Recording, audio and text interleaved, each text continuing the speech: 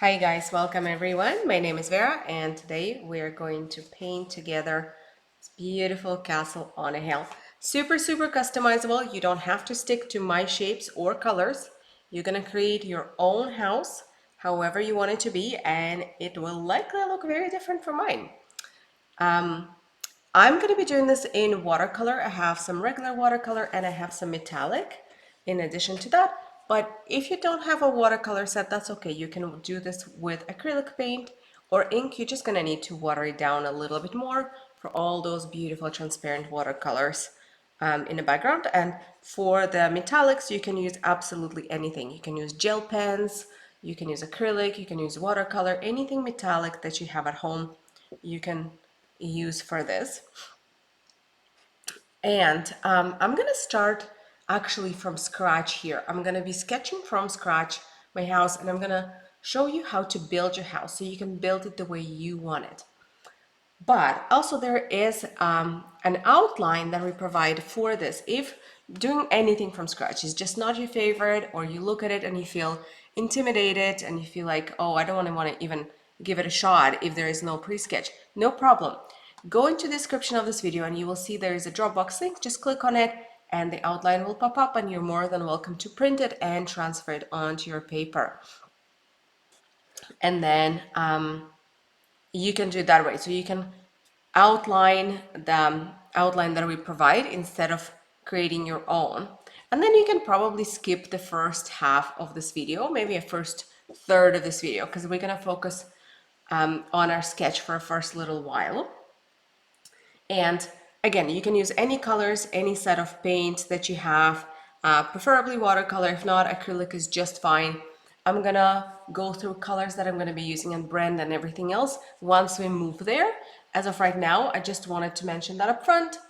And we're gonna start with our sketch. So for the sketch part, all that you're gonna need is a regular pencil. I'm gonna be using HB pencil, but any pencil will do as long as it's not too soft, just because soft pencil is hard to erase in case you make any mistakes. So just don't go with like 8B, but other than that, any pencil will do. And of course, an eraser is always helpful to have. If you have a ruler, you might find it helpful. If you don't have one, don't worry about it. And for those of you guys who is painting with us for the first time, I just want to say that this video is going to remain right here on our YouTube channel. This is a video tutorial premiere, so I am not teaching this live. You don't have to keep up with my speed. You can pause it anytime, you can rewatch the sections of it, you can rewind it, and you can come back to it anytime. It doesn't have to be a one-day project. You can make it into a two-day project, three-day project, weekend project, couple nights in a row project, whatever works for you. So just wanted to mention that up front. Oh, and also guys, because there will be quite a bit of drying time in between, again, there's since you're doing this from a video, I guess we're not in a rush, so you can always just let it air dry in between steps. So you can just, take breaks and go do something else, get yourself a cup of something yummy, make a phone call, walk around the room, watch a show, whatever you need to do to let your paint dry if and when needed. But also if you feel like, no, I just want to do this in one sitting, don't want any breaks, I'm okay, then you can just grab a blow dryer and help yourself. So if you have a blow dryer nearby, grab it too. You might find it useful to have, but also if you don't worry about it. All right, well, this is all I wanted to mention up front before we move to our actual painting. So again, right now, all you need is your pencil and your eraser. And I'm gonna put this version, my original copy, aside, and you guys can refer to the image that you can see on the right side of your screen. So again, because I'm building this from scratch, and I may make this one a little bit different, because again, the goal is not to have it exactly the same. The goal is to have a funky looking, sort of haunted house, or you know what? It almost looks to me like a Disney, more like it's not super haunted because it's not creepy. Like it's not creepy, it's more like a fairy tale like, with a little hint of Halloween to it. So again, you build your own. And you can make it as funky and as cool as you want it to be. So what I usually recommend doing for start, now this is not something you have to do. but I personally find it helpful is to put one line right in the middle of your working surface, whatever you're using, paper or canvas. I am using paper because, again, watercolor is much easier to work with on paper. Not impossible on canvas, but just easier on paper because paper absorbs it better, and the medium is made for paper. It's not made for canvas, but you can definitely adapt it for canvas too. All right, so I usually like to put one little line in the middle. This actually does not look too in the middle. I think I need to move it a little bit to the left because that helps me center things. Again, if you don't do it, it's not a big deal. We're not going for a building that is structurally sound and it will stand all the seismic activity in the area. We're going for a funky, half falling apart house. So if it's not straight and it's tilted, it's not a problem. But I do personally find it, even for my just personal brain, I find it helpful to have always the middle line. All right. And if I decide to do it tilted, I would prefer to do that intentionally versus just accidentally. But again, nothing wrong with accidental tilt for this particular drawing. Might even work in your favor. All right, so I have this, I know where my middle is. And now I'm gonna start. So do you see right in the middle of this, let's analyze this image. Right in the middle of this, there is a tower, right?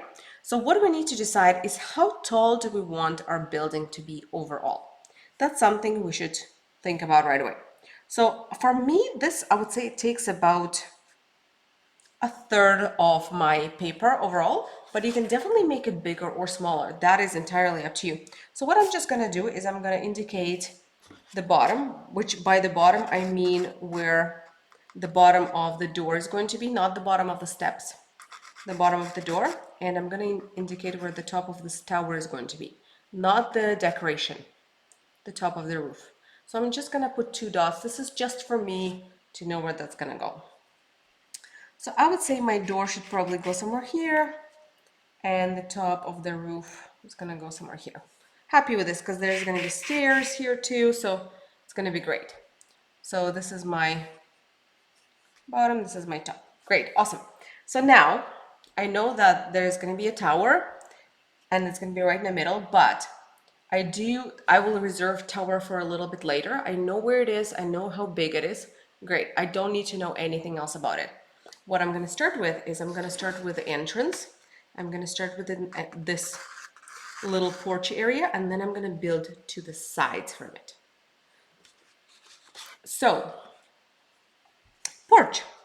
You can make your door bigger or smaller. So if you make your door smaller, your house proportionally will look much larger. If you make your door bigger, the rest of the house proportionally will look smaller. So again, it's not a big deal. You may end up with a different result and the house may look bigger or smaller according to how big or small your door is. So I would say I'm gonna go super approximately about a third of this whole height. And that's gonna be my whole entrance pretty much. So about a third, I would say somewhere right here. Again, this is not a precise math. This is very approximately.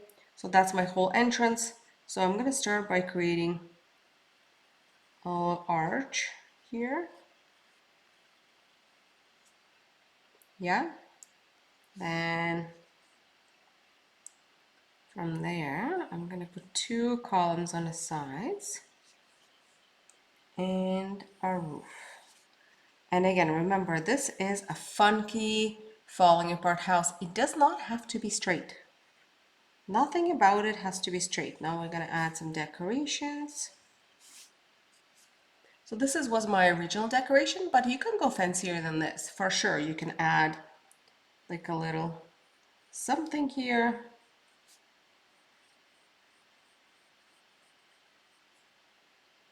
So sky's the limit to where you can take this really. And on top, the first time around, I had a ball. This time around, I'm gonna do something like that. And now I'm gonna add the door. So this is the archway. I'm gonna add the door inside now. A little peekaboo window in the door. And a little peekaboo window above here.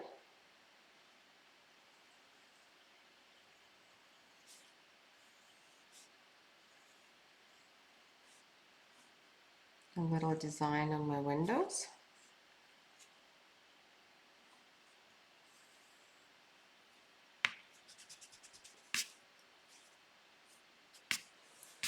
All right, that's the beginning.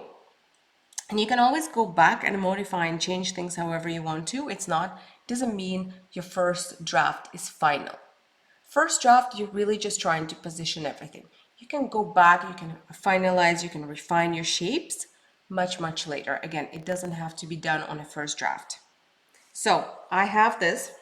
Now I'm gonna go on to each side here. I'm gonna start building another sections coming from it, because this whole house is made like out of many little sections. So from here, I'm gonna add a small section on the side.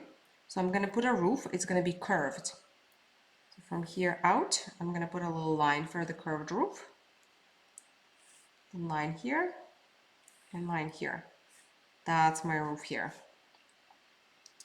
And from there, I'm gonna bring a little section that's a wall. And the bottom of everything here is gonna be a curve, by the way. So we'll keep that in mind. We can even position it right away so we don't get too confused along the way. So a little curve here. All right. And I can continue building up right away. I will add my design here later.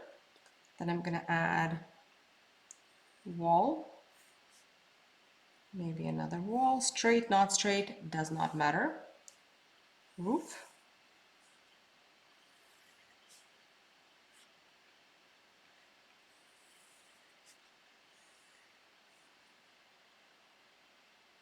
All right, so that's my second section. Now I'm gonna go on to the other side. So this side in my case had two sections. This side has one larger section, but you can even it out and do symmetrically. You can do two sections on this side. So do you see? 1, 2, there's gonna be second row, and you can do two on this side too, or you can just do one bigger one. So I'll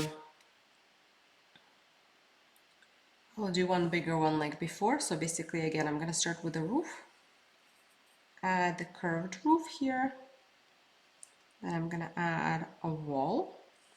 Keep in mind, you want this approximately the same size as the both of them if you're just doing one, because again, you still want your house somewhat proportional on each side. So if this is how big this section is going to be, this is how big this section is going to be. So they're somewhat the same. So I'm going to add a wall, then I'm going to extend the roof. I'm going to wrap it around here. And then I'm going to go up from here, and I'm going to add another wall, this time curved. And I'm going to add another wall here too, this time curved. And another roof.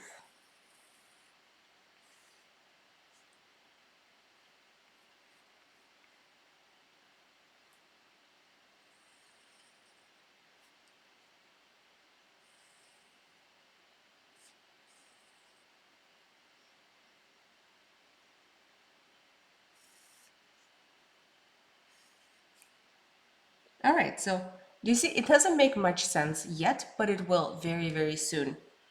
And let's add this two section here too to finish up this kind of structure on the bottom. So again, I'm going to extend this, and I'm going to add another roof section, then another wall section. This approximately is the same size, right? Which is great. I'm happy with that. More roof. Then another wall, another roof, another section there.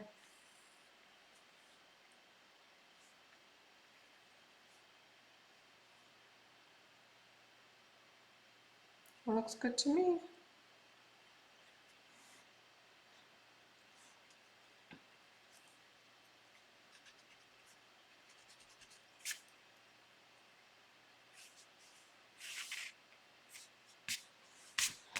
All right, it's getting there. And now we're going to continue building. So I'm going to add the next section somewhere above here. Maybe I'll even add another line here for the roof.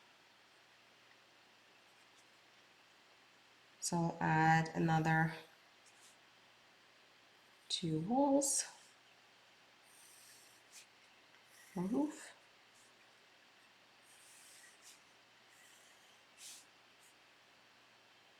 That looks good. And now I can actually move to my central section. I may extend it because this went a little bit higher than I thought, so I may as well go taller with this too. Again, this is like build your own. You never know what it's going to end up being in the end. It's just such an unpredictable thing, which is the beauty of it. All right, so this is going to be my little tower here. So I'm going to extend it, assuming that this is symmetric, right? So assuming it's going to, second side is somewhere right here, hiding behind that. And I'm going to add a curve right around here. And from there, again, very symmetrical 2 lines for my tower and a circular roof. And a very pointy roof. All right. Now I'm gonna add towers. So I'm gonna have a tower on each side. Originally this tower was the tallest, but this time I think I'm gonna make it a little bit shorter, and I will still add this tower too. So I'm gonna start with this tower right here. I'm gonna do, so my towers are very sectional. They almost look like a stacked up stack of something. Cups, or, yeah, they look like a stack of cups really. So I'm gonna start by adding a section here, then a little skirt stacked up on top, then a donut there, a little bubble, and then a little section again, and a roof. Yeah, that's good.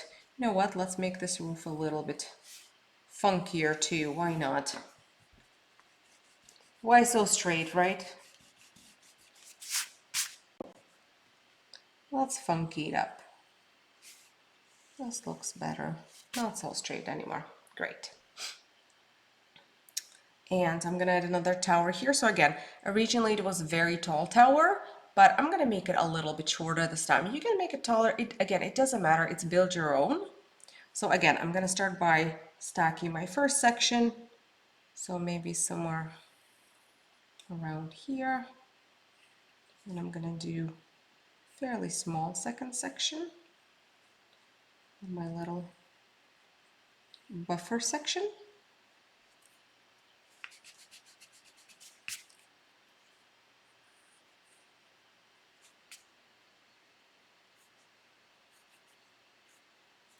Another short section and a roof. No, let's go a different direction. So our 2 roofs don't point the same direction. Actually, let's make this whole thing shorter. I feel like this is still a little too tall. Let's make it a little shorter. Let's go with this being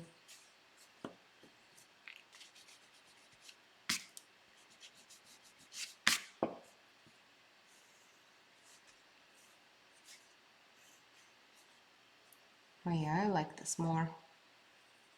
I definitely like this more.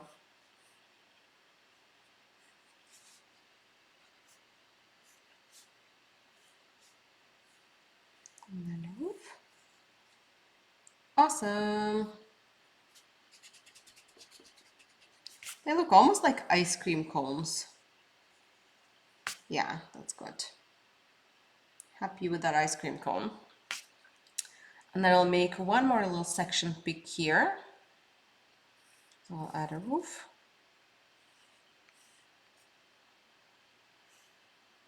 And if you wanted, you can add, let's say, a section there or anywhere you want. I feel like it could use a section right here.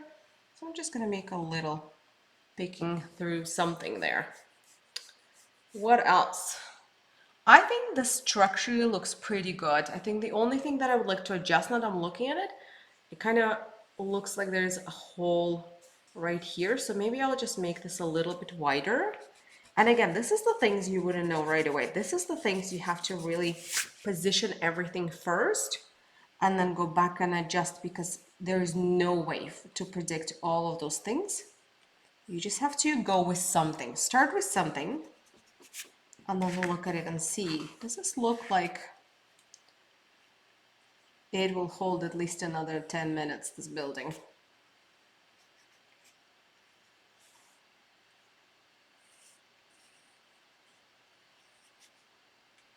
Because even though it's supposed to be super old and fall apart, you don't want it to fall apart before we finish painting it. So it should still have somewhat of structural soundness to it, somewhat. Not much, but somewhat. All right, happy with this, like it. Let's move on to decorations.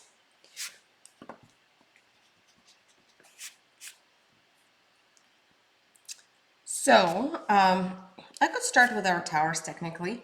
So I'm gonna add 2 windows here, 2 windows.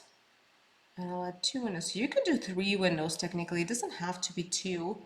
It can be 2, 3, 1, 5, as many as you can fit and want to fit. I will add a beautiful large window right here. It looks like a leaf. And then you can right away add some design to it, whatever design makes you happy. I'm gonna add a little fence around here. You see round, pretty much mimicking the shape of this one. And then some lines, you could sketch them or you can just freehand paint them when the time comes. It doesn't have to be necessarily sketched. So for this 2 little skirt roofs, I'm not going to design anything. I'm just going to add some color to them once the time comes. But for the main part of our tower, I do want to position some windows. So I'm going to sketch some windows here. You can sketch as many windows as you want. So I sketched 3 there, and on this one it's just going to be 1 large one. All right, I'm happy with this. Now I'm going to sketch a window right here too. And a little ledge under the window. And again, maybe a little design on the window of some kind. There is going to be a window here too. And notice I often do move my windows to follow the shape of the building. I find it looks good. So here is just literally going to be covered all in brick, so I'm not going to even bother doing anything. Extend the roof a little bit here. Now here is going to be a window.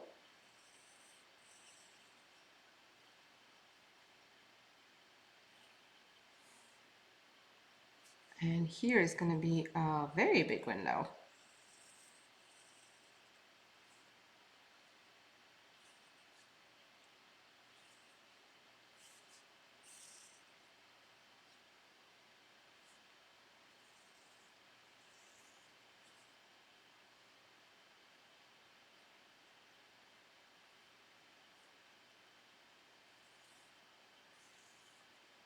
And so is here. All right. More windows.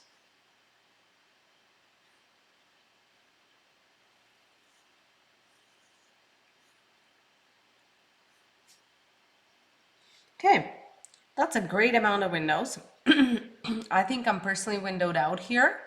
Don't think there need to be any other windows anywhere, but feel free to work on them until you feel like you do have enough windows and you're happy with amount that you have. But now that I'm looking at it, actually another thing bothers me. I think the door is a little too small. So what I'm going to do is I'm going to erase this.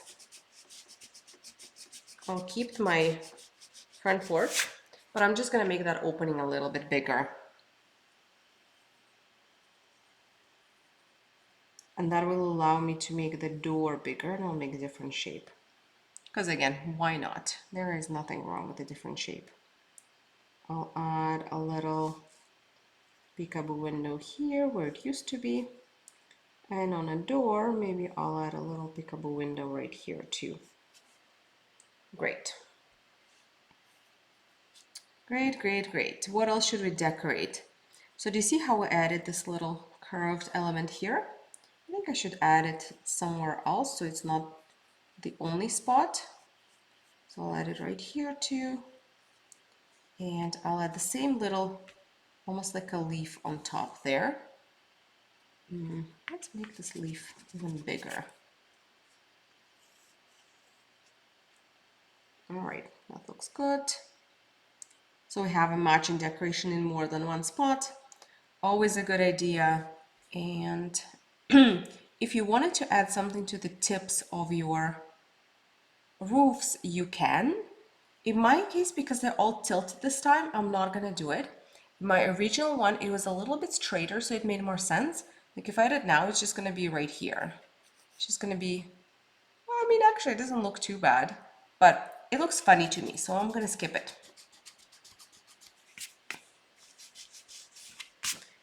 And what I do have left here is I am going to add a little fence around this property.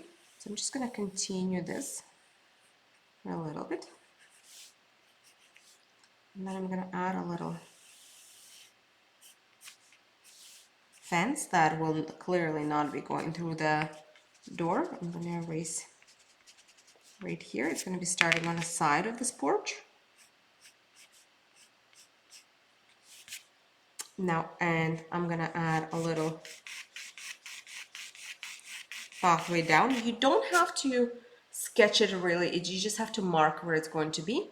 The trees, so you can freehand them, you can sketch them. I personally prefer to freehand them. This is all going to be grass here. I prefer to freehand my trees. I don't like sketching them. I think they turn out nicer when you just let them do their thing. So that's what I'm going to do. I'm going to let them do their thing. I'm not going to bother sketching them. So my sketch is pretty much done. So do you see, it's similar to what I originally made, but slightly different. And yours can be as different as you want it to be. Feel free to customize it however you want. You can put a little cat on a roof too, somewhere. If you felt like for example, right here at the very top, instead of that thingy, I could put, I don't know if I should make a sitting cat or a standing cat, but I could definitely put a little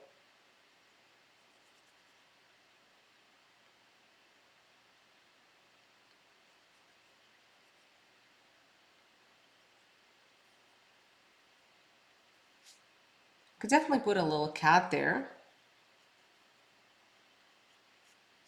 instead, right? So just an idea of things that you could do. You could add beds, you could add anything. You can add anything. All right, I'm happy with the sketch. I am going to put my pencil aside. I'm going to retire it, and I'm going to move to the painting now. And let's talk about what paint we're going to use this time. So originally for the main thing, for the main part of this, I'm going to use my koi set. So this is my watercolor set here. This is what it looks like. You don't have to have a set that has this many colors. I'm mostly going to be using purple, blue, pink, orange, yellow. So if you have a few shades of blue and purple or magenta or pink, yellow and orange, that would be helpful. But if you only have one of each, that's more than enough too. And I know this makes not a lot of sense, so I'm going to be showing you my colors on an actual piece of paper where you can see and understand them better. But this is what I'm going to use for majority of it. And for my accent colors, I have this set of metallic colors right here. And again, yours doesn't have to have that many. You're really gonna only use a few. If you only have one, that's more than enough. If you have 3, 5, great. And you can use absolutely any colors of your choice. Whatever you think colors would be compatible, that's the colors you're gonna use. And here's I have a little, again, cheat sheet of how they look on white paper. But really, I'm not gonna be putting any of them on a straight unpainted white paper. I'm going to be putting all of them mostly on already very dark background that was pre-painted with my previous watercolor.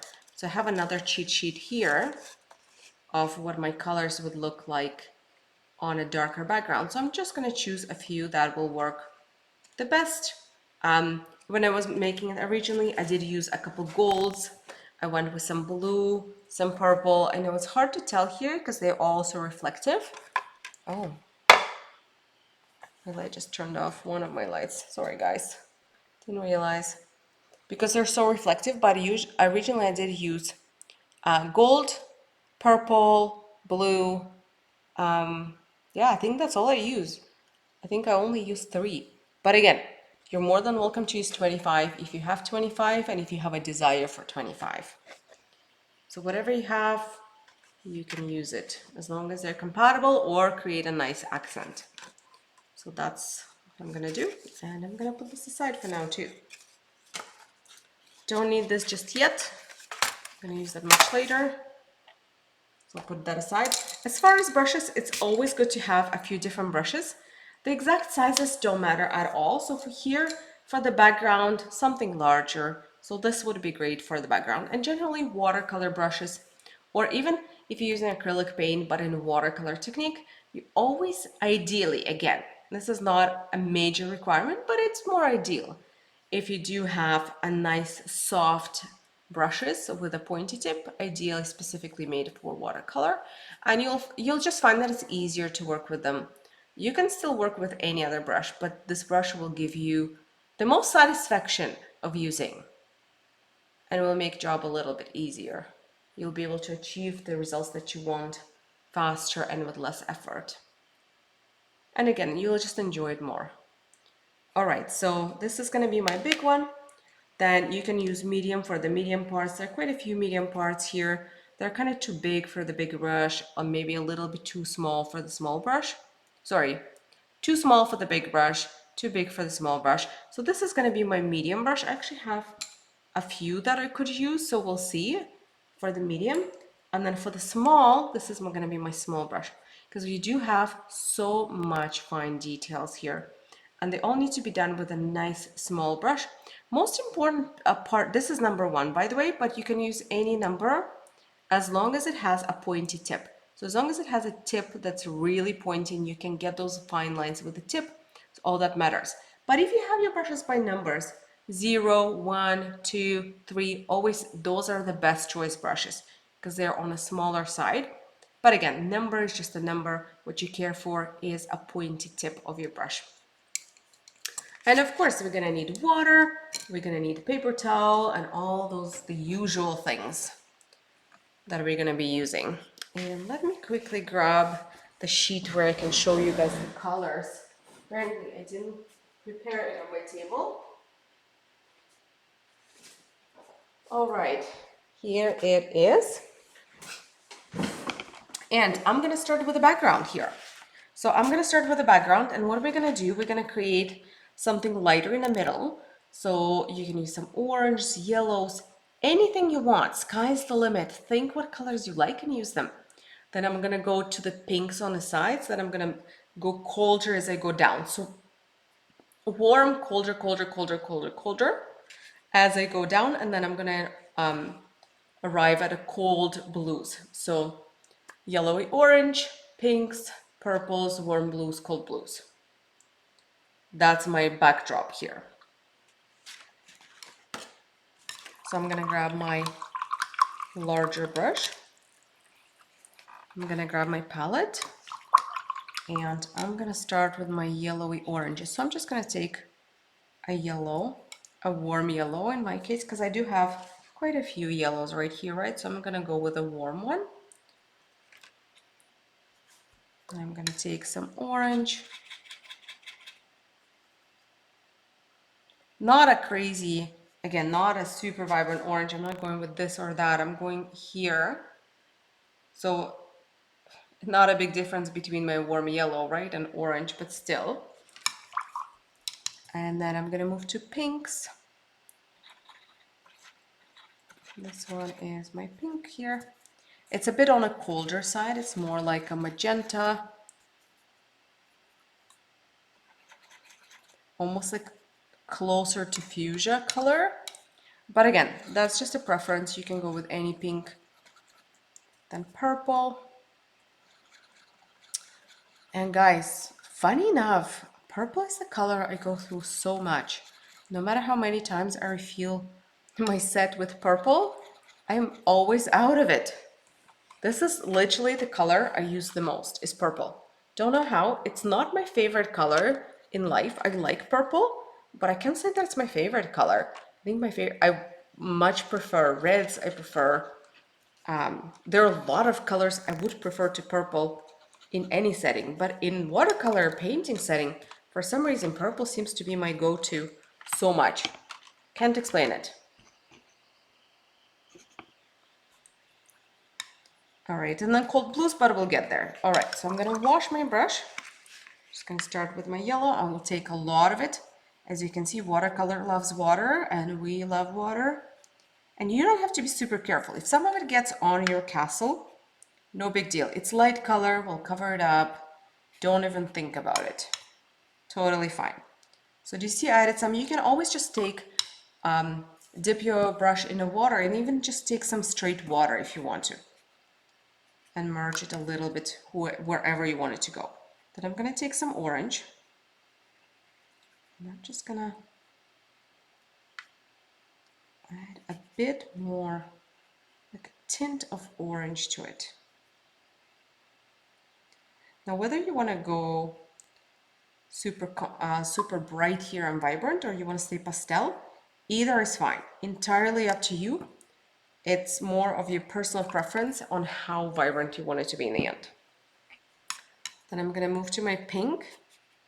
I always like when I move to a darker colors, I always like starting with light, and then I can always add a bit of darkness as I go. I don't like starting super bright and visible. I like starting a little on a lighter side.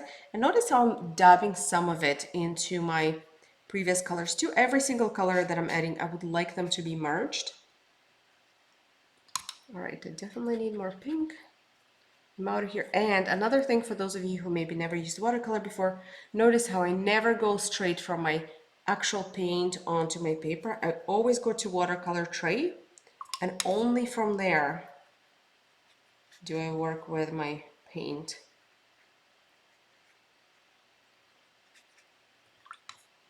All right, so I'm gonna add some here. Happy, maybe I'll add a bit more saturation here, so just a touch more of this color here.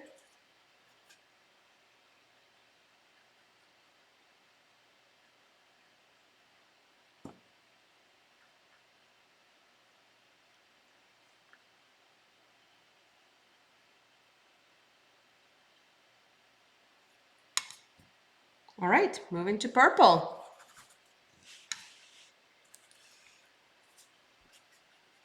Just gonna continue going here, a little bit beside it and a little bit right into your pink, because again, all of your colors, you want them all to overlap somewhat.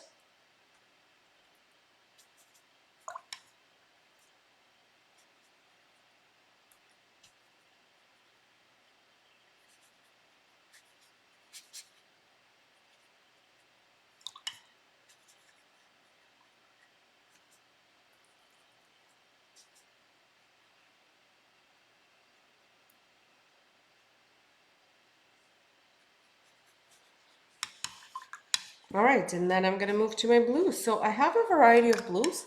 So I'm gonna start with the warmest one, which is more like an ultramarine blue. So I'm gonna take that, put it somewhere here.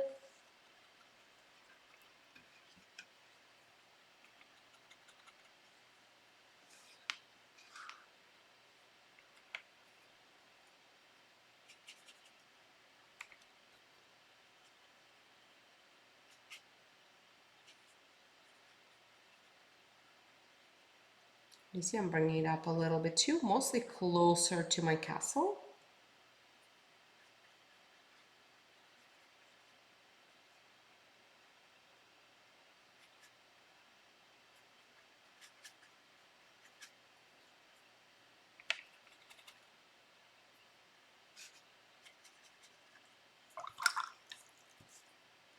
I'll clean up a little bit this edge here.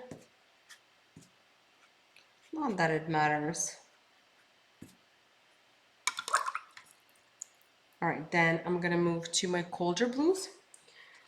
So for the sake of simplicity, I'll probably go with this one. This one is fairly cold and dark. So I'm just gonna do that. If you don't have any colder or darker blue, you can just add a smidge of black in for your next color, whichever next blue you use, or same blue.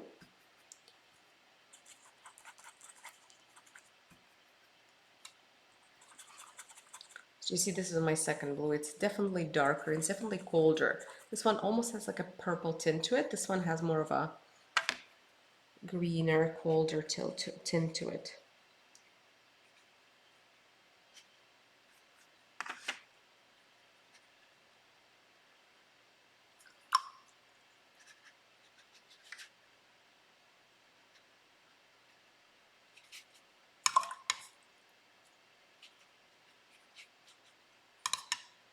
And for the bottom,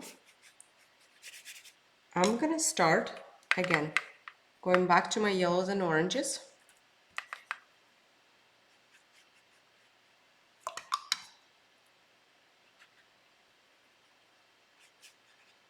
Probably wouldn't go too crazy with that.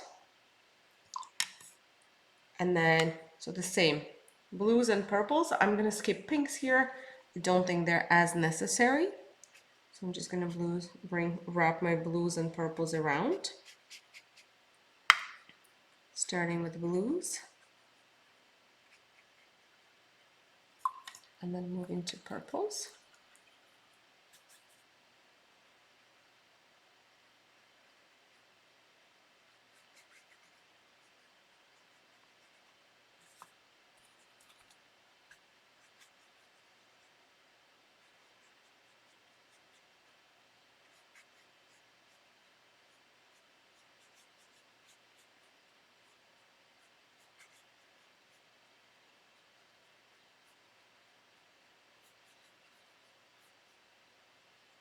All right, this is a good underlay. I'm happy with it. I'm just gonna let it dry. And as that's dry, I can move on to something that I can work on here that doesn't come in contact with the majority of the colors that we added is our windows. So what I'm gonna do is I'm gonna wash my large brush, put it aside, and I'm gonna move on to either small or medium. I think in my case, I'm gonna go with small, but see for yourself what works. It doesn't really matter whether you do small or medium. And here you can use 2 to 3 different colors. So you can just use 2 to simplify it.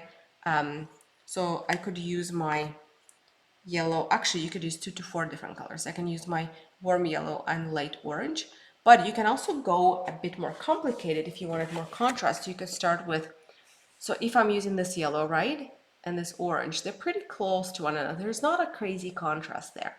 So if you wanted to increase contrast, you can actually start with this yellow, then move to this one, then to this orange, and then to this orange. And then you have a much larger contrast overall.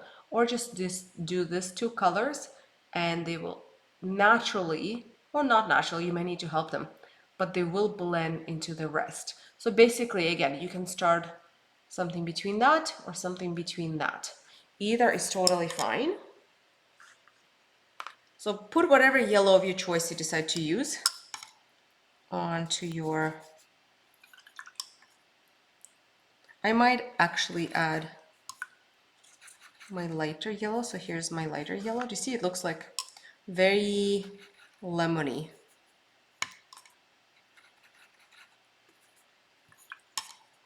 And I think I'm content with my orange. Don't think, I'm just gonna make it more concentrated. I don't think I wanna go more to like a reddish orange. All right, and what are we gonna do for our windows? Some of them are gonna have a little gradient. Some of them you can just do one color, especially if they're small. No need to make it complicated. Like for example, these 2 windows, they're tiny. So there's no need for me to make them 25 different colors. So I'll just take one color and color them in. In my case, it's gonna be light yellow. This 2, I will do 2 color. I'll do light yellow and warm yellow. This, I'm gonna do all colors. So I'm gonna start with my light yellow.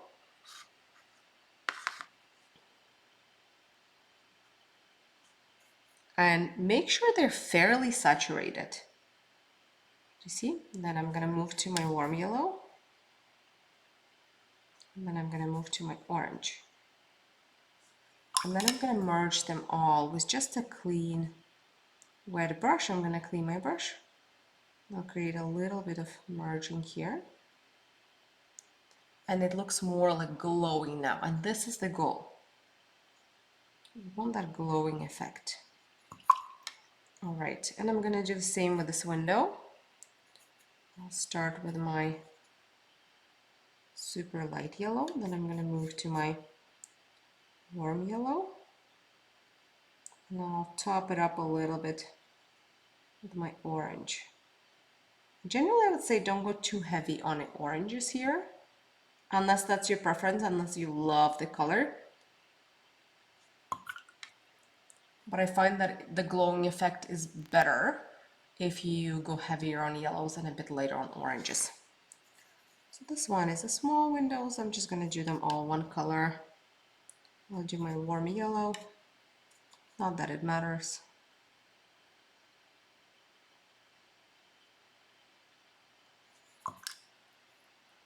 Right, this one I will do double color. Actually, let's do this one. And just a touch of orange on the bottom.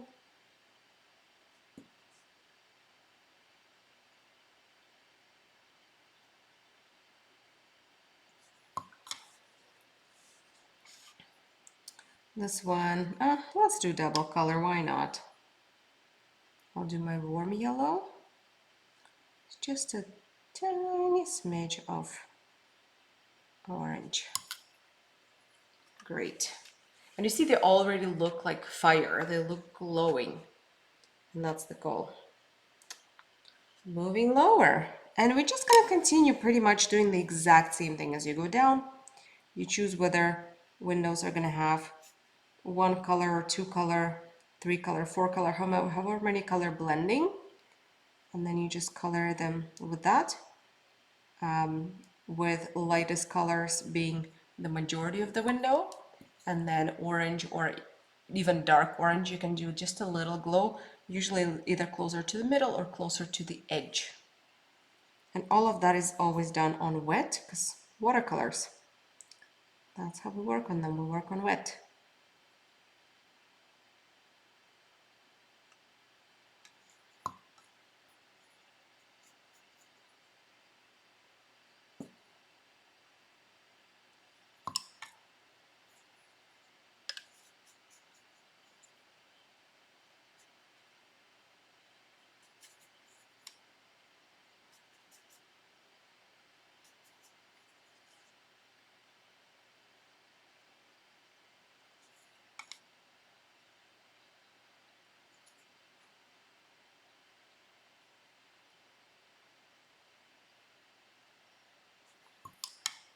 Beautiful. Going lower.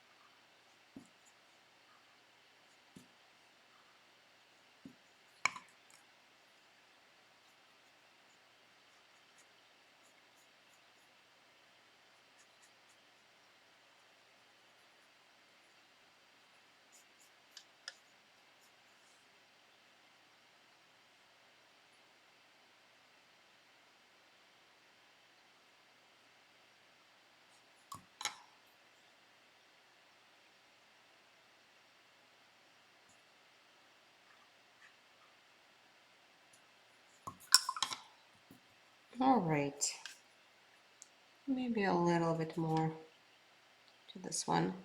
And I only have a couple little ones left. Okay, I think that's it for me for the windows. Now we're gonna let the windows dry. And so when I originally was making this painting, I did do 2 layers on my background.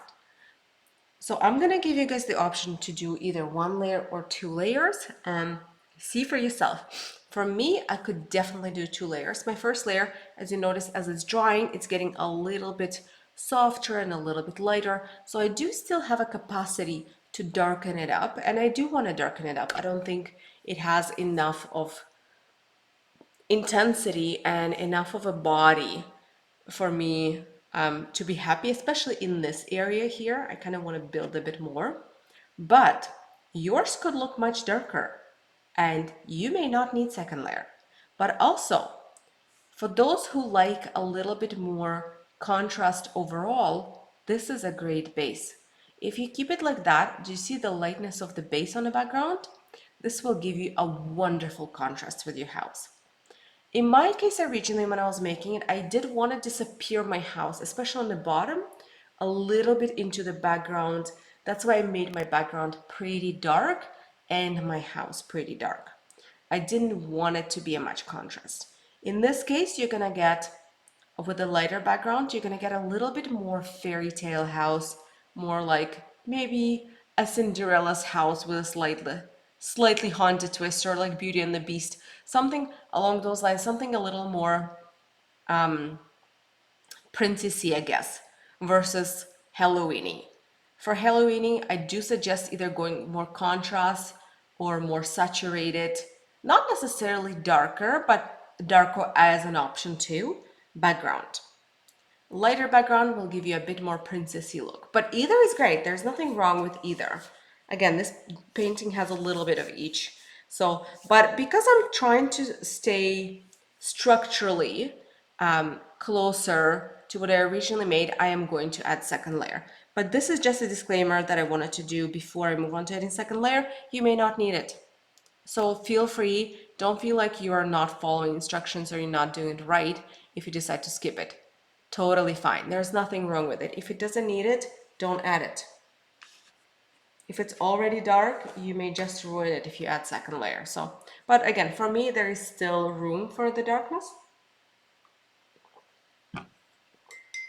So I'm gonna go back to my large brush and I'm gonna do pretty much the same things in the same order, but this time for the second layer, I'm not going as far into the distance. I'm staying closer to my house. See, so it has a multi-layer effect too. So do you see these beautiful edges that I get? I want them to be visible and I want them over my already painted area. And for this, another thing I do want to mention right away is your first layer has to be dry. So if it's not dry, you might want to give it a couple more minutes, take a little break, or if you're not a patient person, like me, I'm not a patient person. When it comes to painting, I'm actually a very patient person in real life, super patient. But when it comes to painting, I am not patient at all.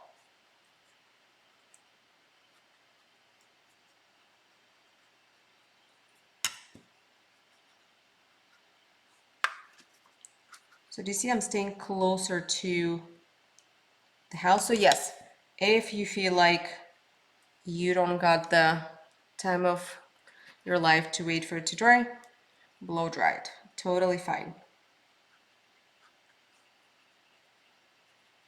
So you see, staying closer to the house. I'm gonna move to some purples here.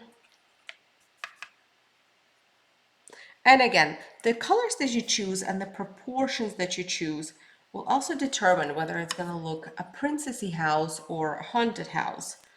The more of that color scheme you go, the princessier and more fairy tale like with a happy ending it's gonna look. The more you bring this darkness up and the less of this vibrant rainbow you have, the more haunted house it's going to be. So less rainbow, more blue, haunted. More rainbow, less blue, fairy tale with a sunset. Either is great, nothing wrong with either.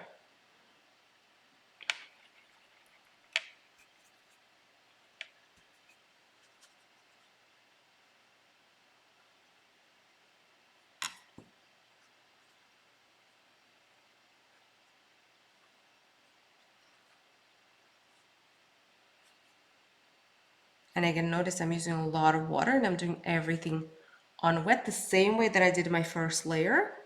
Just again, this time I'm not expanding it as far. I'm keeping it a little bit more focused towards the middle. A little more concentrated there.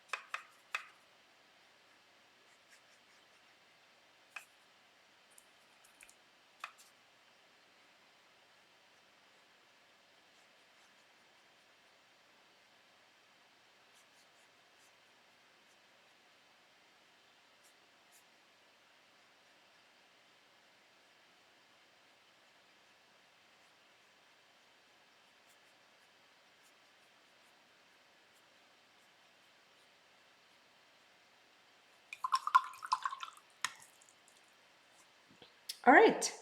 And again, I'm quite happy with this. I think this is awesome backdrop.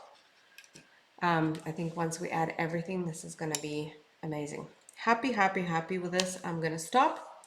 And there's not much that I can actually do here right now. So what I'm gonna need to do is I'm gonna need to wait until my background is dry, because next I'm gonna need to start adding the first layer on the house.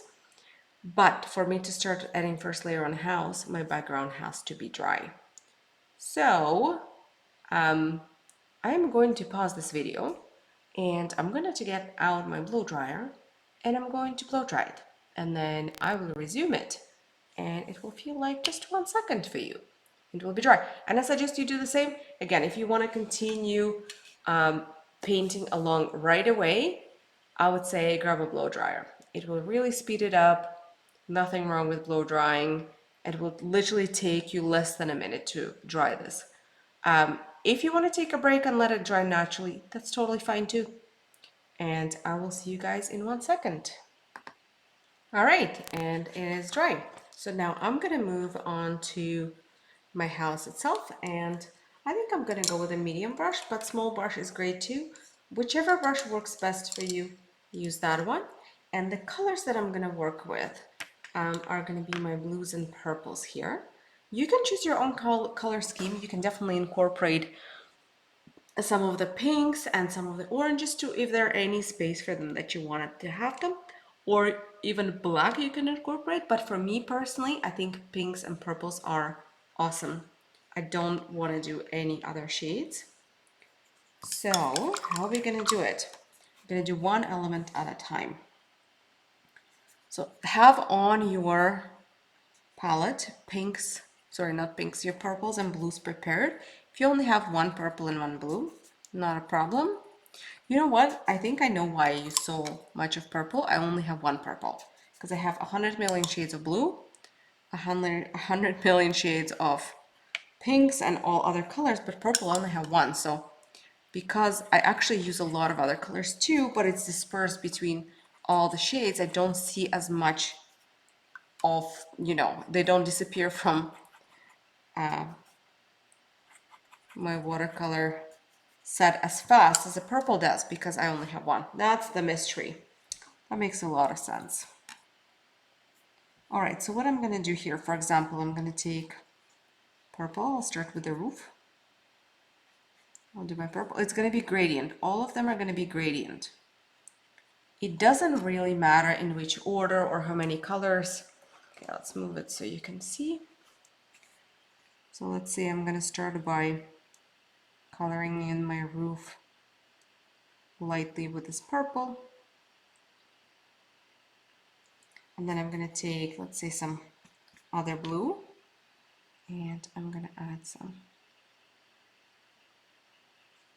so it doesn't look so bare and one colored.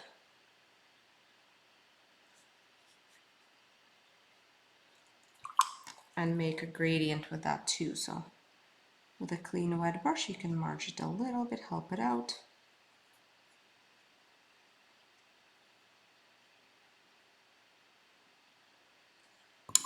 All right, so that's one. Now next section I'm going to choose is going to be the one that's not connected to that, because I do want that section to have some time to dry before I move to something closer to it. So let's move to this section, for example. So you're just going to continue jumping from section to section, and you're going to color them all in with a gradient. There's no particular order. Like here I did purple in the middle, right, and blue to the sides. It doesn't mean that's how you have to do it on all of them. This is just what I thought worked best there.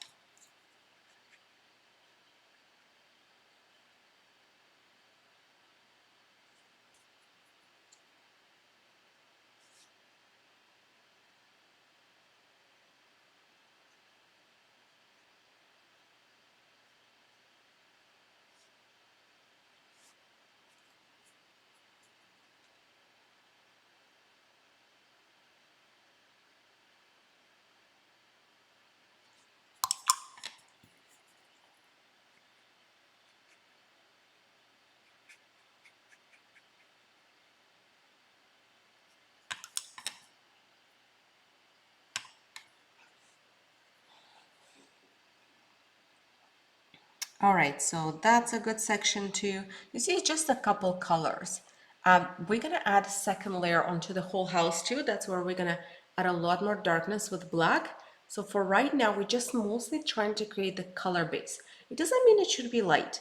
In my case, it's still pretty dark, and it's gonna get even darker once I move to the next layer here. But yeah, just a heads up, this is not a finished grading, shading there either. All right, so which section should I go to next that's not connected? So maybe this guy right here. In my case, originally it was pretty blue, so I'm gonna stay true to that. We'll make it pretty blue.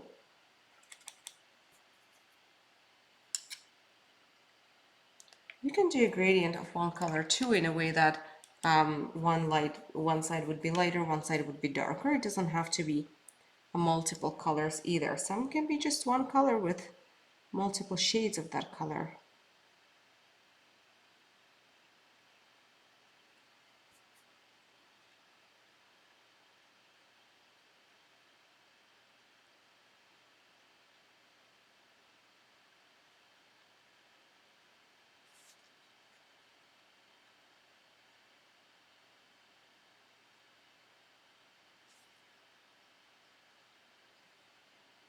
So that looks good.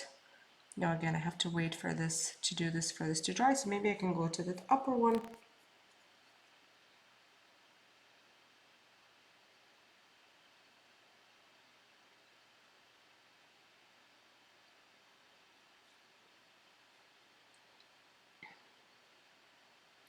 I could probably do all of them at once. It's not like they need to be very different from one another.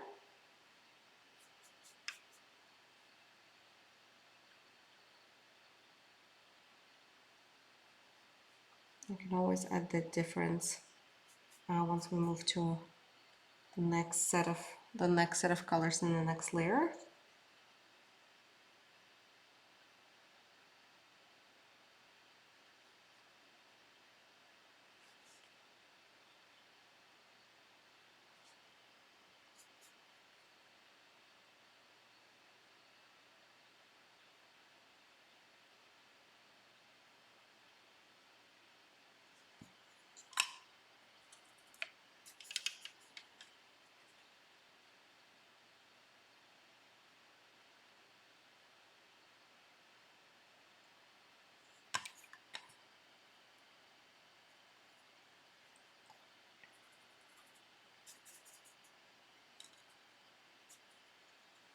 All right, this looks like it dried, the top roof dried, so I'm gonna do this tower too, just so we have the both towers done.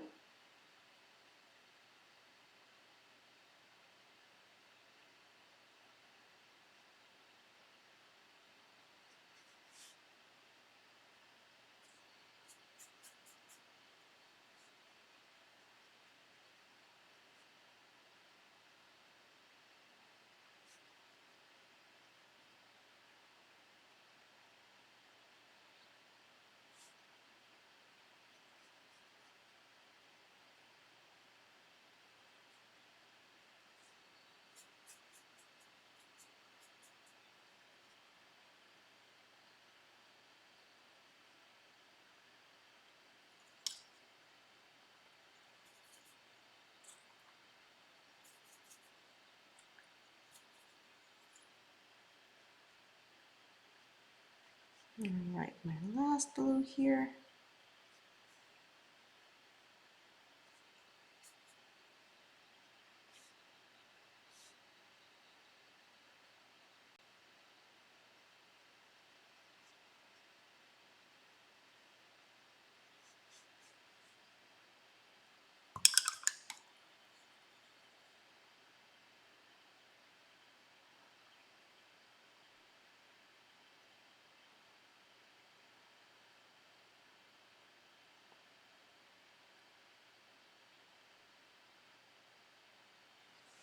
All right, that's done. Moving to the next one. So let's go to maybe this one. Let's go to that one. Or maybe even both of those. I'm just gonna make them both blue.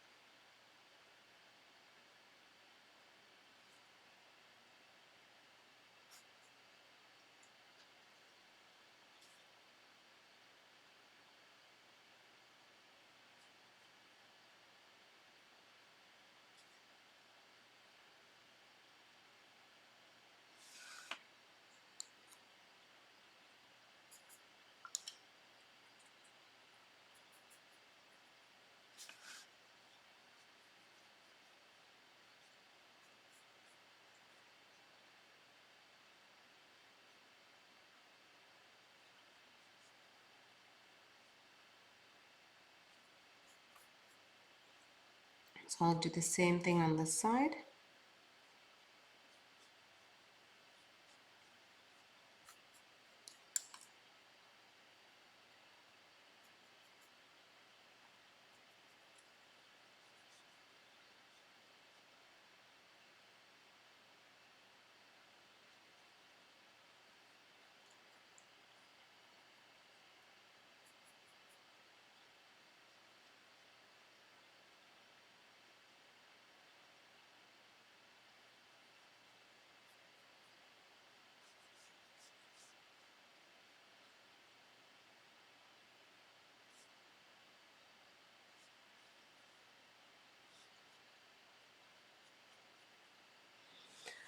All right, what next?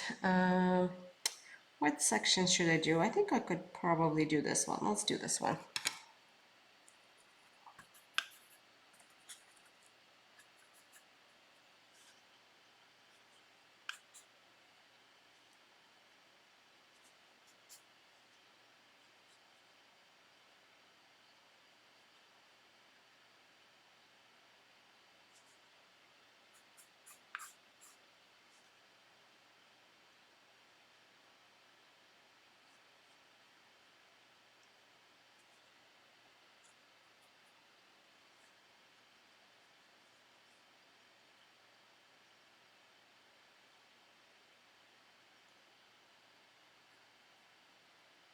Okay, which one next? Maybe this one.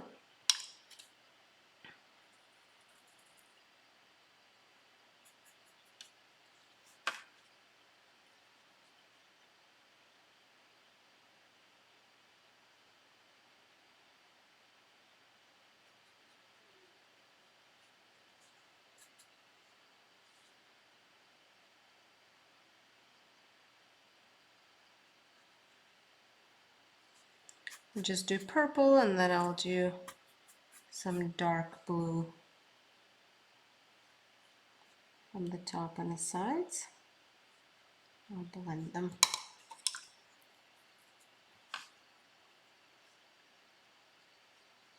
Just a clean wet brush.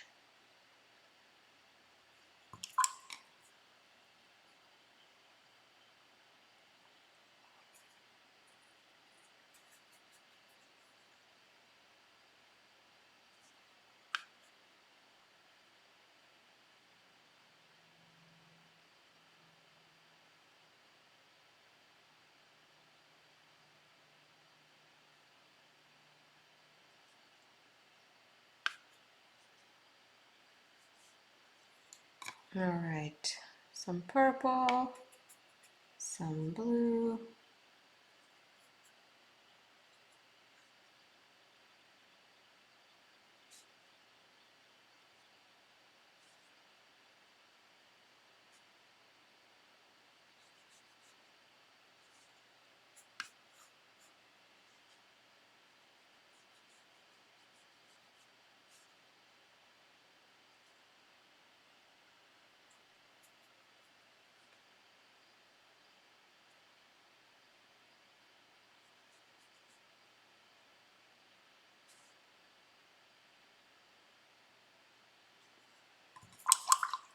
All right, that looks good.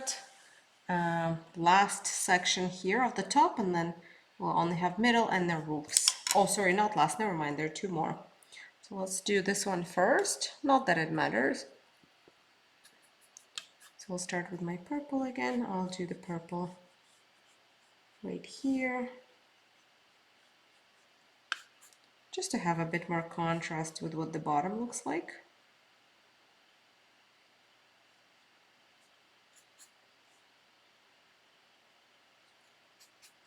Then we'll move on to some blues.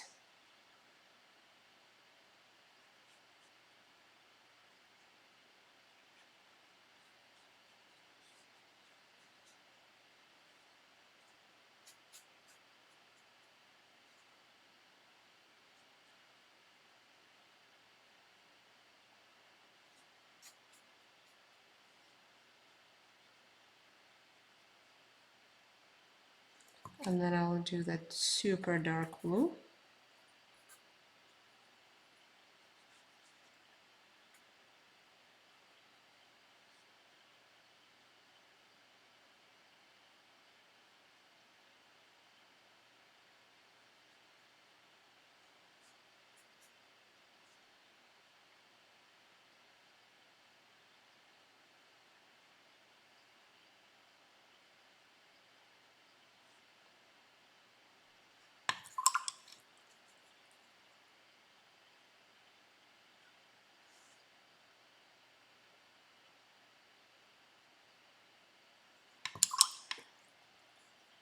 All right, and let's do this top one. I'll just do blue. It's very small, there's no need to go too complicated there.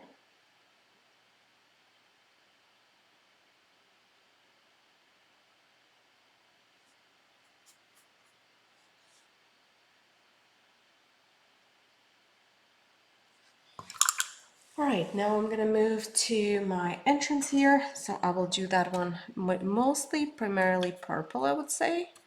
Because do you see the whole middle is kind of purple, so we'll continue that. I'll just do all this the same color for now, and I'll divide it later.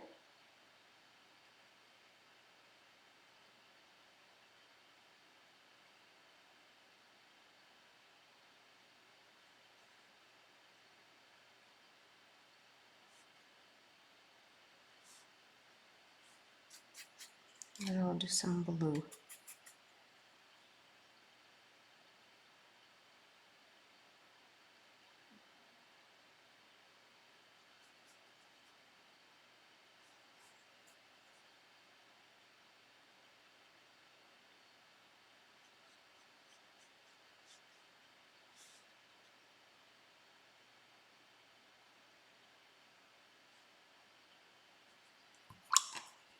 Okay, and the same for the door itself.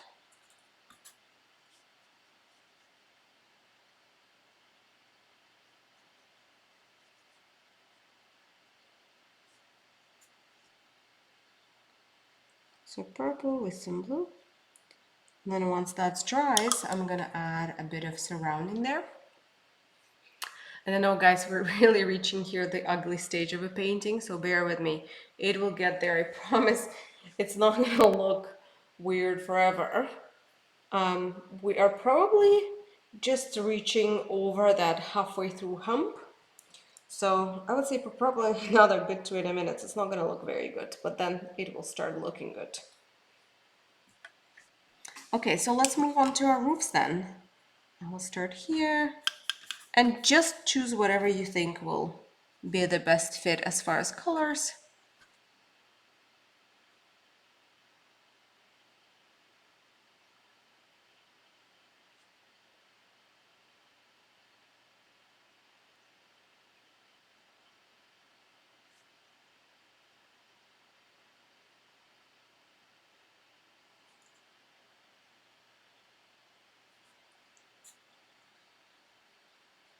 I usually go by what's contrast. So for example, right here, you see there's blue. So the purple would be nice contrast. So I may start with purple here. Yeah, of course, I'll add still some blue somewhere. So it doesn't look just purple. But I'll definitely make it heavy on purple so there is a bit more of that contrast. And here I'm just gonna go dark because we're actually gonna color that in with black later. So it doesn't really matter what color you put there right now as a base. So maybe I'll put some blue of some kind. Again, not really gonna matter because it's gonna be black. Looks good. Moving to the next one. So let's go to this one. So again, I'll do some purple because there's not purple, no purple there. So I think purple would be nice contrast.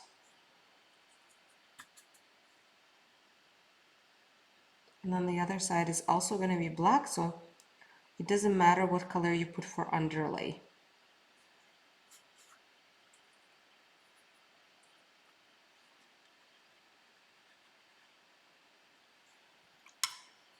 That little one I added at the back there. So we'll just I'll do dark blue. Because there's purple in the background there. So I don't want to add purple on purple because you're not going to see it.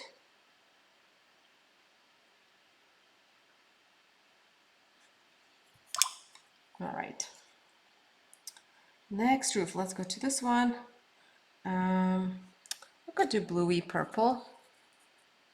Purple for the front as a contrast and blue for the back. So it's a bit more contrast with the background.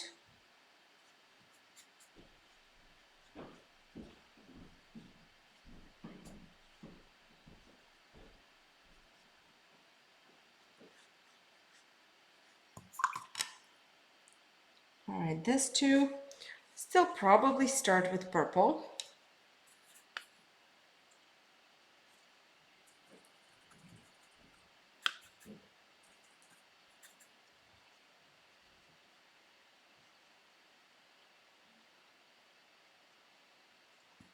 And then we'll throw in some blue into the mix.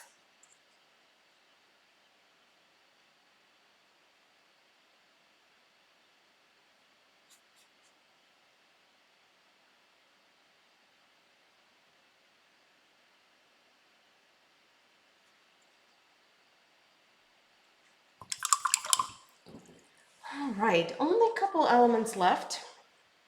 So I have this one, which I'll do purple, but again, I will actually color that in later with my This is just a backdrop. I'll do it in my metallic, so it doesn't matter. As long as there's some sort of backdrop, it's good. So I'll do a purple backdrop for now. And for the door, I'm gonna do dark. So let's go in between my two blues.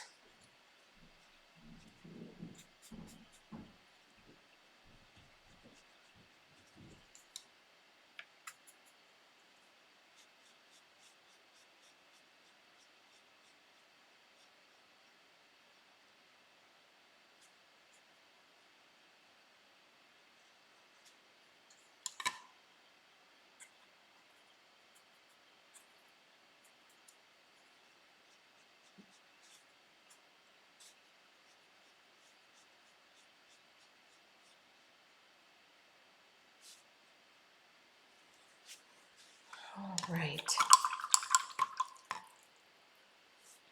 And this I'm actually gonna make yellow and orange because I do want it to look like a glow.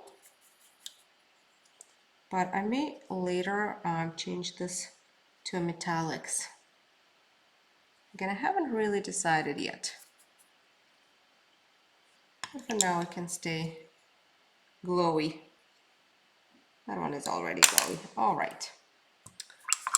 First layer. And first layer is done. Once our first layer is done, you can move to your second layer. So something I want to mention about second layer. Second layer, we're mostly going to work with black, but I do want to merge certain things. So do you see there's some things that are really don't look merged. So for example, this doesn't have any cold blue. This doesn't have any purple at all. So what I want to do here for a little bit before I move to my second layer, so-called second layer, this is technically a second layer, but before I move to my black and start shading everything, if I find the right brush, of course. Oh, it's in my hair. Never mind, guys. Found it. So what I want to do is I want to a little bit merge them better. So areas that don't have purple at all, but surrounded by purple, I want to add a little bit of purple just so they don't look like they're completely from a different story. So for example, right now, I'm just going to take some purple. I'm going to go right here. Just a little bit, not too much. It didn't make it purple. Just added a little shade of it.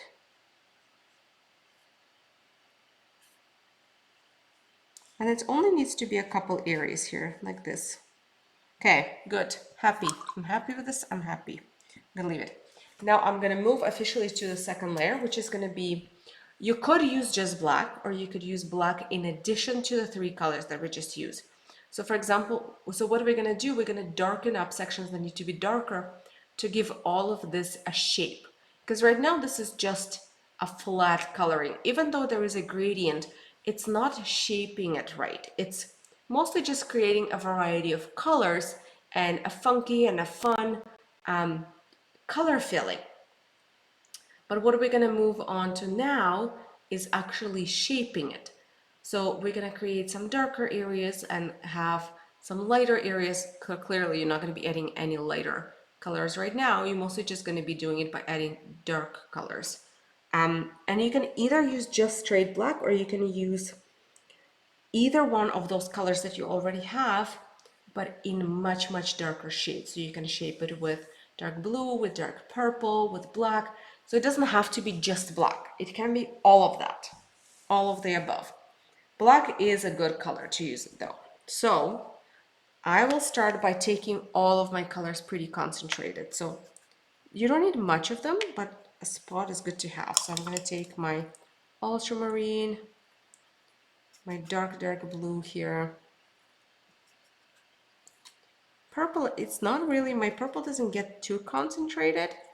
I could probably get it darker than what I had, but it doesn't really get very dark. It's not a dark pigment itself. All right, and black, of course.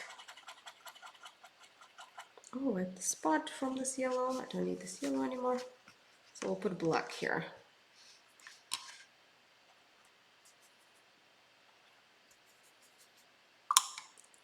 All right, how are we gonna do it? Let's start somewhere. So let's start here. A roof, I don't want to add any black, so I'm going to shape my roof with something else, maybe purple. So I'm just going to add it only on areas that's supposed to be darker, which is going to be my sides. And then I'm going to wash off my brush, dab it off on a paper towel, and with a clean wet brush, I'm going to smudge the middle. Now I'm going to move to the bottom. Now the bottom is definitely going to have some black, so I'm going to start by just adding black where the black needs to go. And then I'll do the same. I'm going to wash off my brush, dab it off on a paper towel, and with a clean wet brush, I'm going to smudge this and spread this down to create a blending.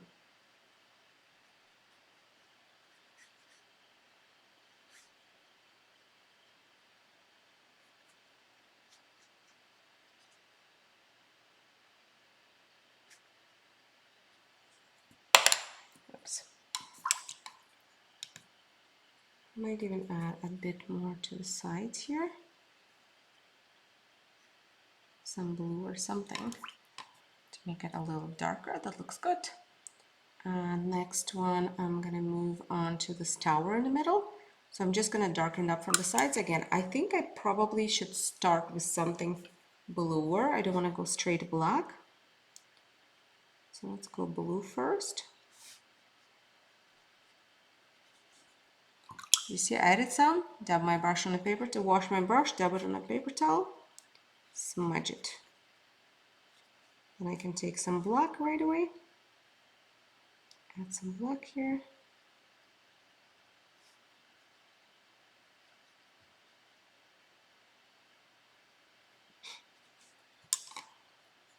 Again, wash off my brush, dab it off on a paper towel, and merge it towards the middle. And then I'll do the same thing on the other side.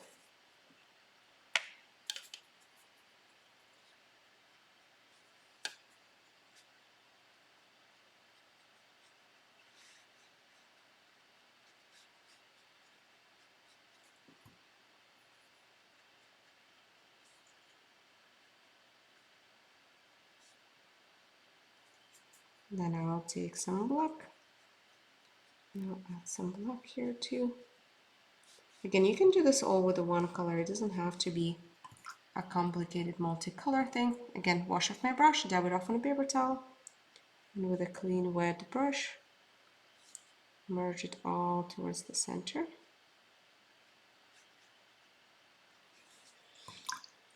Great. Okay, next. Let's go into this tower. I'm just going to go with black for now.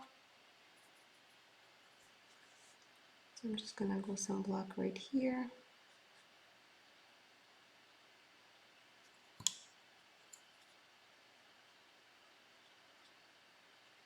And merge it down.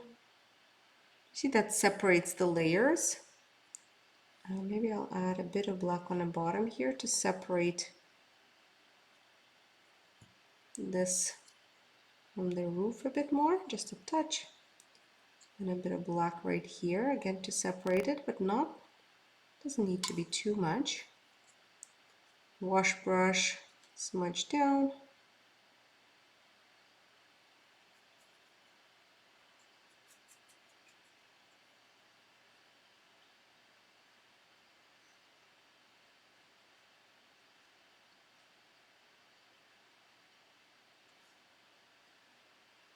A little bit underneath here.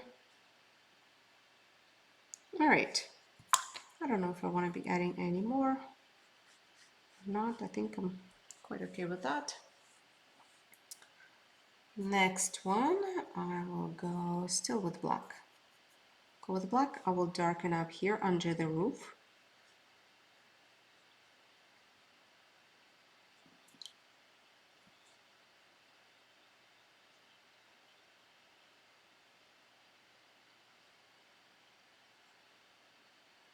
Maybe even here a little bit.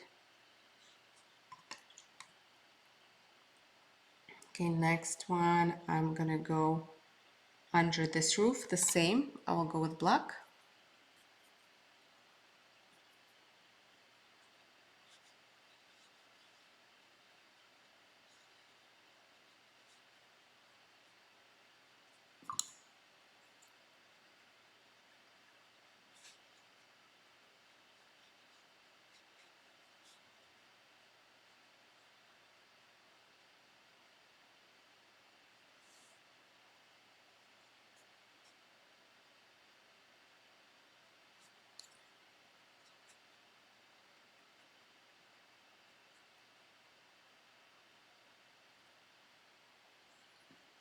Then I'm gonna go underneath here with the black again to darken up.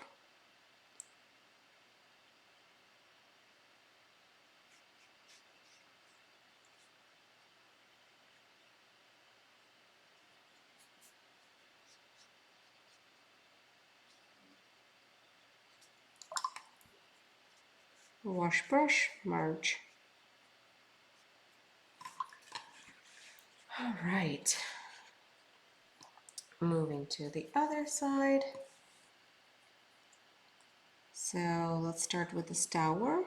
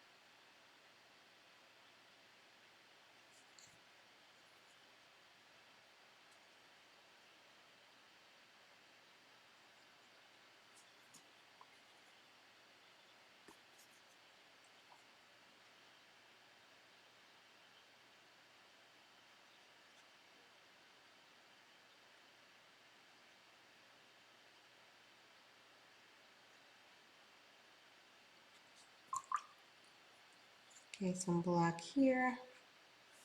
Again, let's merge it. I'll just even add a bit more on the other side too, to separate it from the background a little bit.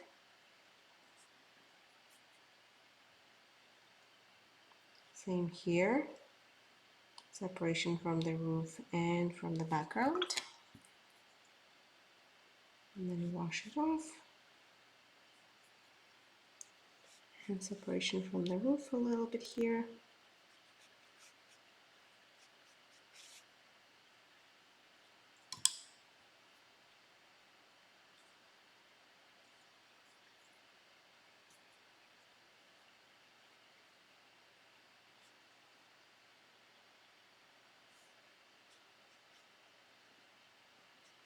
Let's add a little bit more here as it dried. I feel like it's a little bit too light.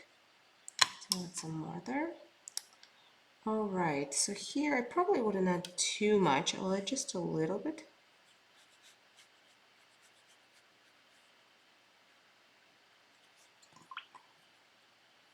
Same with this guy there. Don't think it needs much. Mind just adding a little bit.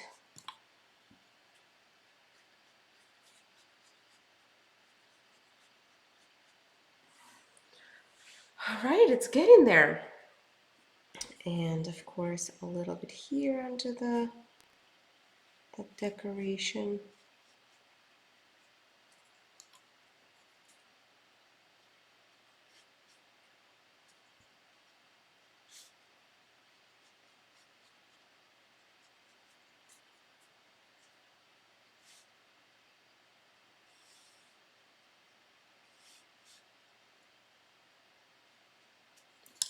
Definitely some right here.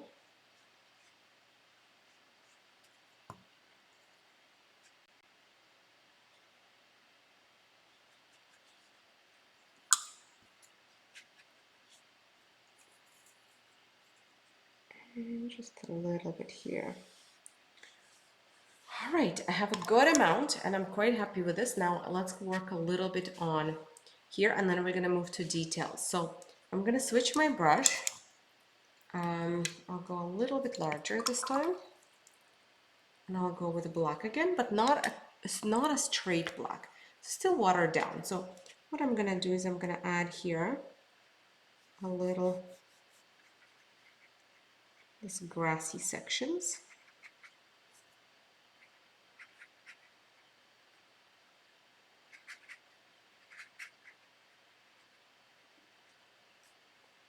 And I'll flick them down to create a little stairs here in the middle.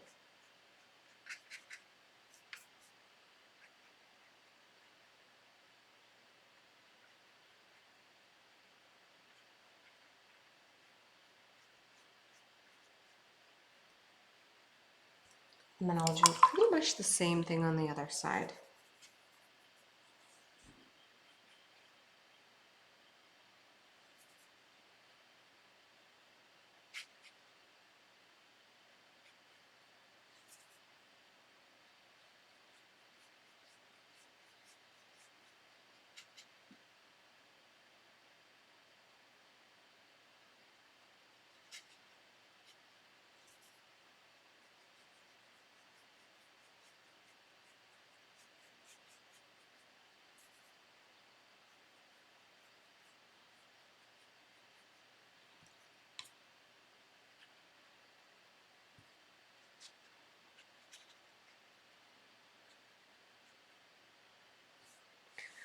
All right, this looks really good.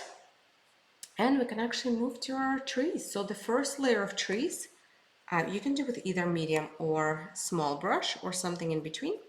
And you're not going to do a straight full saturated black. You're going to do it with half black, I would say. So more watered down black.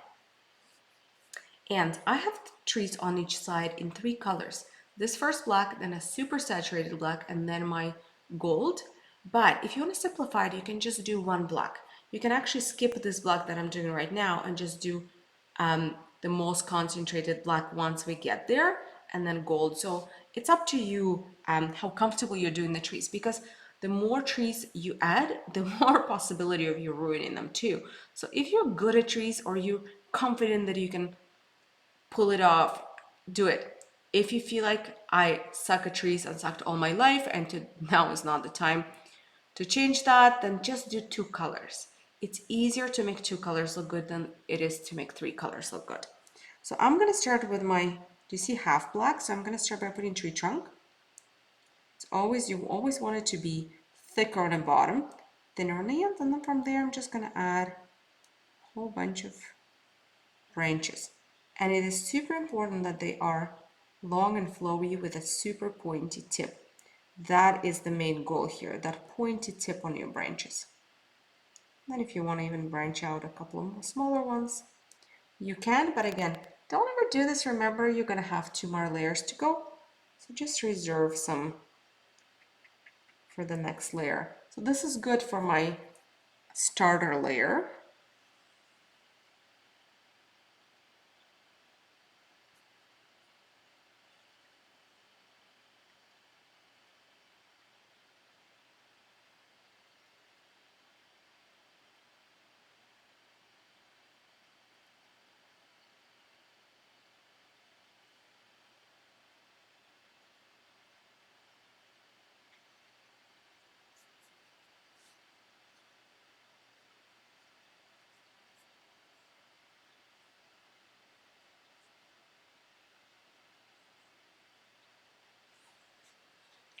All right, awesome.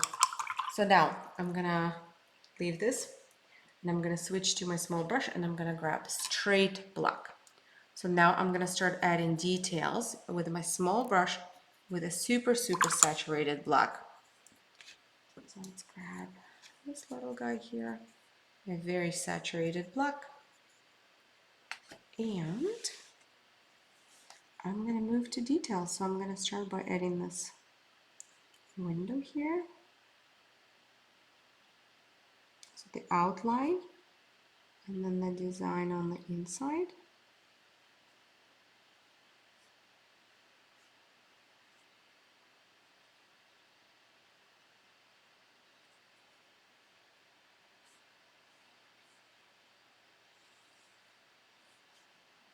If you want to add a bit of outlines to your roofs or the walls or anything like that, go for it, but make sure they're really fine.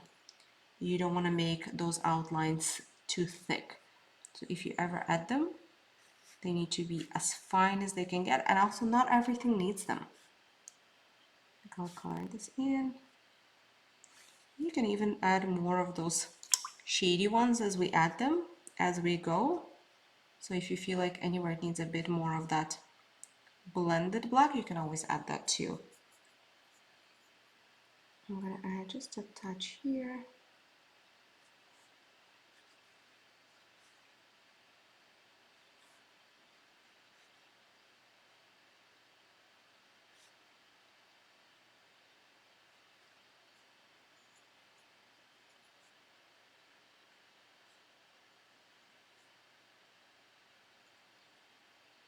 But all windows need to have outlines, regardless of whether they have design inside or not.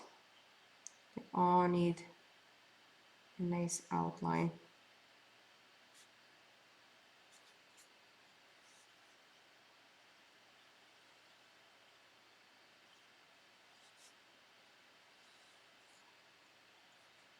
This is going to be super black as well.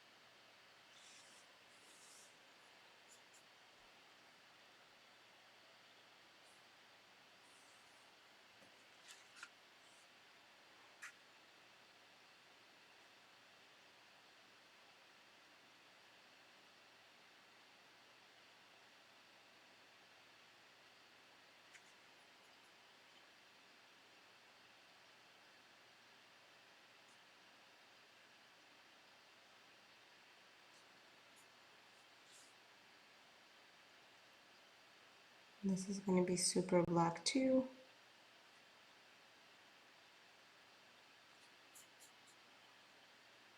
So just continuing going all around and outlining what needs it.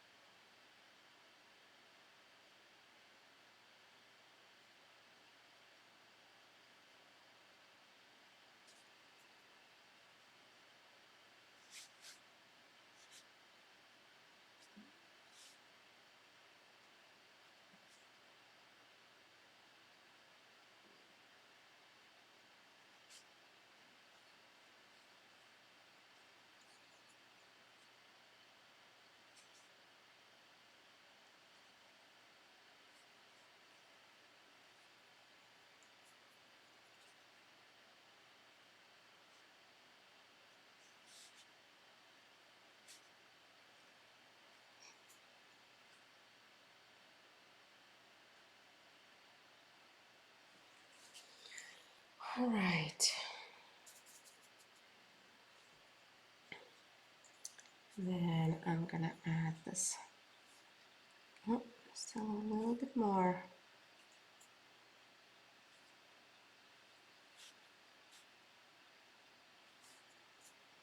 I'm gonna add this little fence.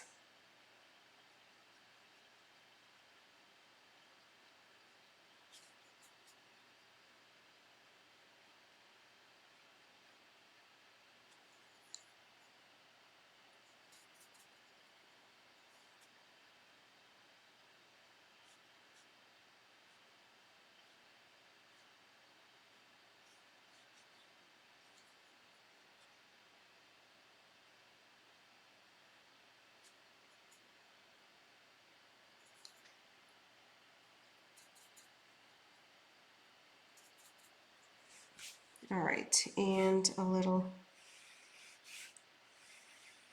fence right here too.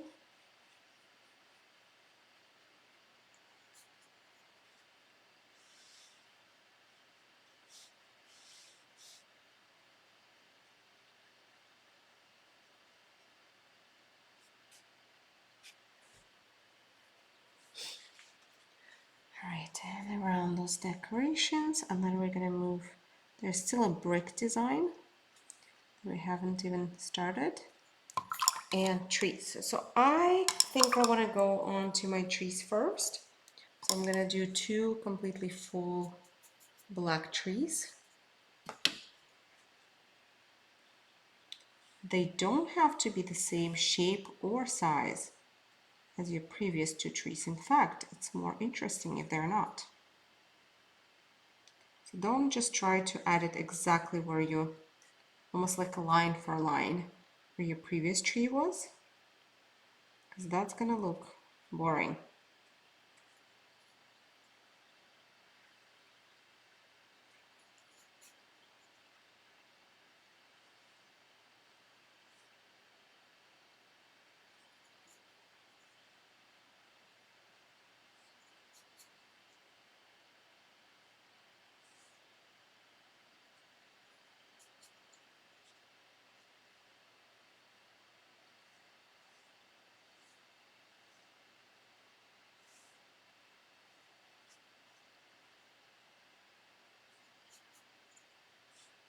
And a little grass underneath. A little grass underneath here too. If you want to add more of the solid black a bit closer to the middle to kind of fill it up, you can. I'm going to use slightly larger brush for that. And I'm just going to add a bit of more solid black right here. Just a bit of filler. All right, that looks good. And now I'm going to move on to the design. So this section, because it's so big, it has a brick design. The same with this section and the same with these 2 roofs. But you can choose your own sections for the brick design. I'm going to do brick design in this darker color first. In highlights, in my metallics, more areas have a brick design. But in this darker color, only those sections. Now, what color you're going to use, it's up to you. You could go super contrast and use black, but it probably is safer choice to use something like dark blue or dark purple. So that's what I'm going to do. I'm just going to grab one of those colors that's not a black but still dark, and I'm going to start adding the brick design. I might even mix my blues and purples so it's not specifically a color, but just more like a shade darker. This looks good to me. I'm going to start adding a couple lines here. Again, if you want to add some black to it, you can, but I do find that it's better and it looks nicer. It's not straight black, or at least for me personally.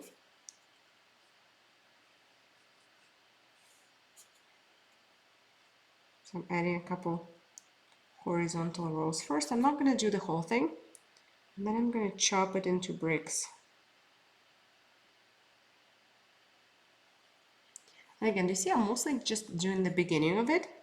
The rest I'm just going to fill with my metallics, and that's gonna do the job. I don't need to do the whole thing. I'm gonna do the same thing here.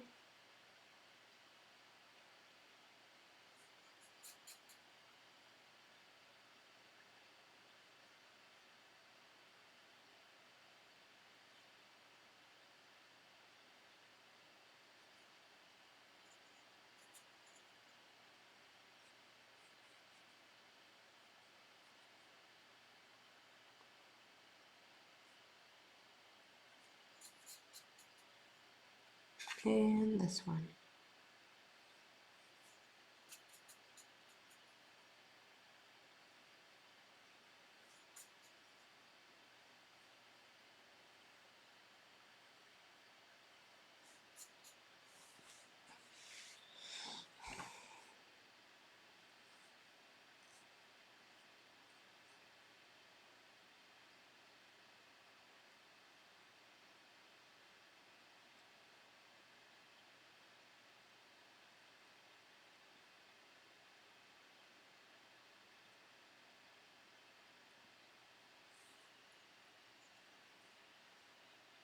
And again, it doesn't have to be the whole thing because we're still gonna be, finish with metallic. So I'm done pretty much with my black and every other color except for metallic. So if you're not going to be using metallics, you can continue working here.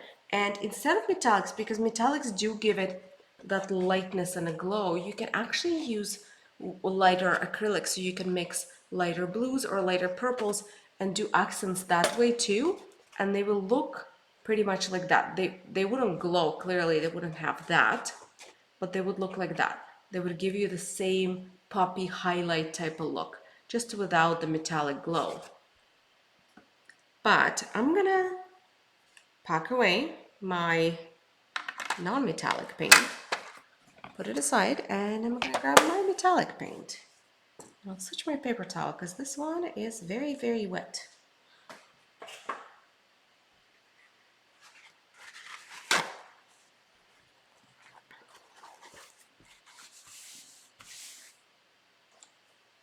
All right, and here is my metallics. So I will definitely want to use gold here, but I don't want to use gold as my first color. For the first color, I would like to use something blue or purple. Again, you can use just one color, two color, three color, as many as you want.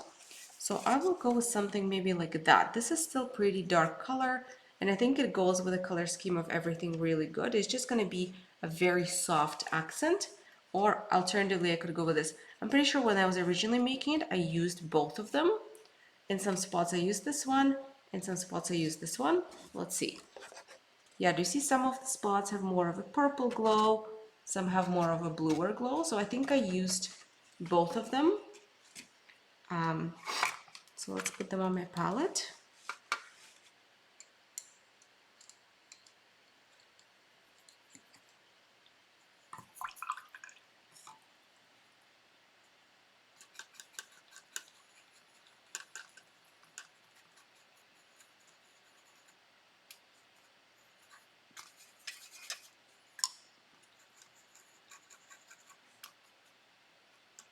I find that this particular paint, I have to kind of put some water in and let it saturate. I have to let it sit there for a little bit. It gives me a better color that way. And I don't know which one was that pink, but let's try this one and see how that looks.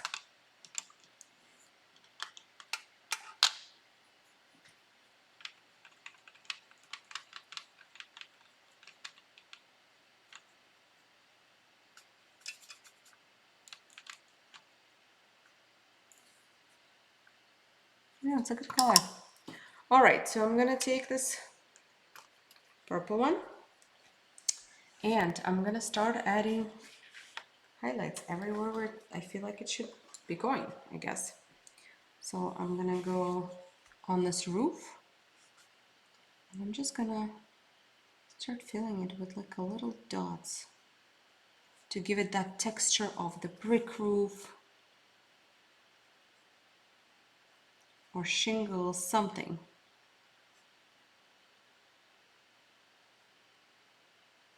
It's not just like a textureless blob.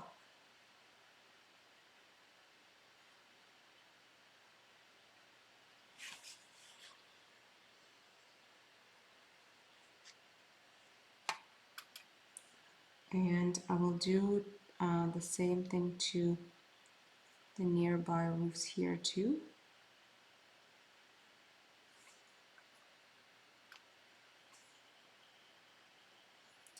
I'll add some highlight to this. Oh yeah, that's a beautiful color.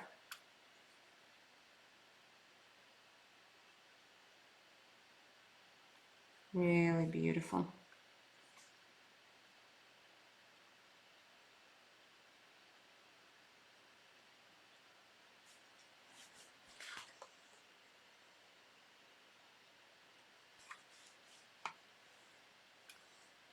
And a little highlights on pretty much all my roofs. You don't have to go crazy there. But I do like adding a little glow. And only those roofs are going to be textured. The rest are going to have more of a very plain highlight.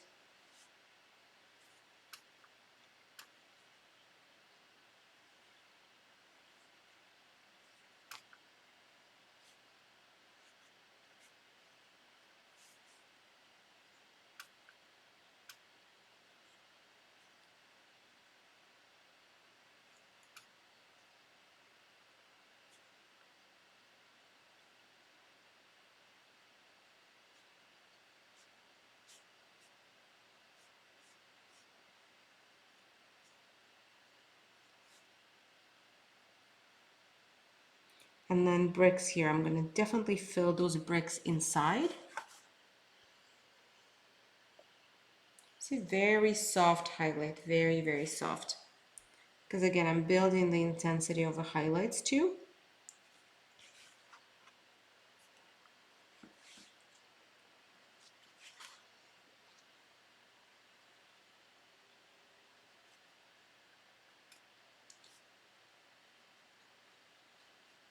So those bricks.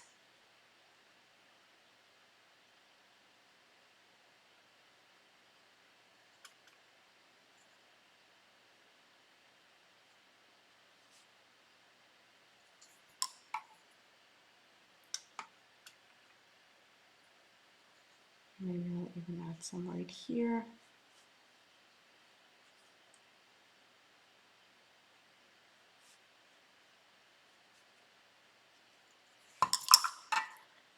And definitely some on this brick section too.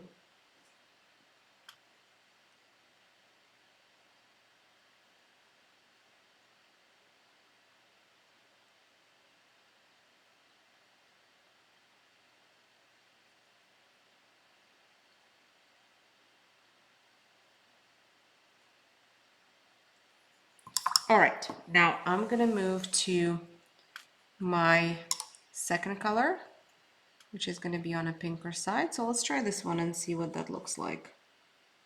Looks pretty good. I do like it. I can keep it, I think. And I'll add it just in a couple spots because I already have one layer of this bluer, right? This bluer glowing color. So now I'm adding this pinker one. It's not a massive difference, but it does make it a little more interesting. Again, this one is quite a soft highlight too.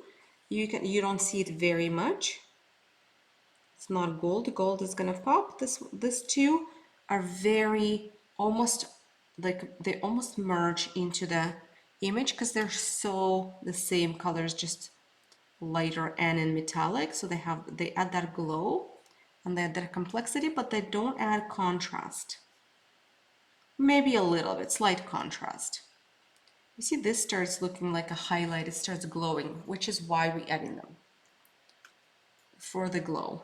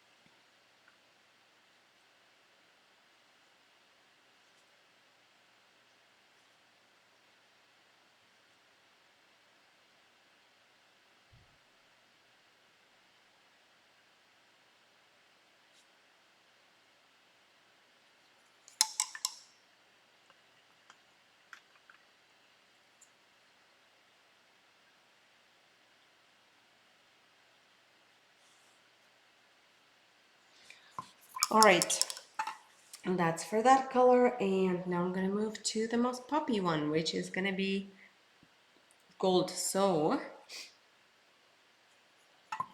again, I'm gonna take my gold. I'm gonna let my water sit a little bit in there, because I'm gonna find that when it sits for a few minutes here, it really softens up the pigment and I can get a better, more saturated color.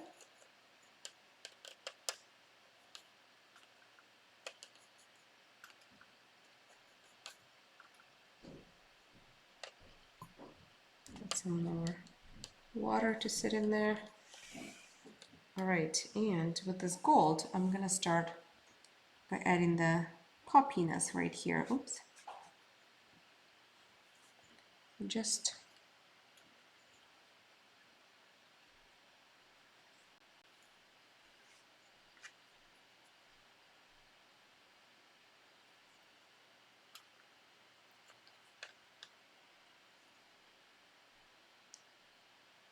so the same thing, but less.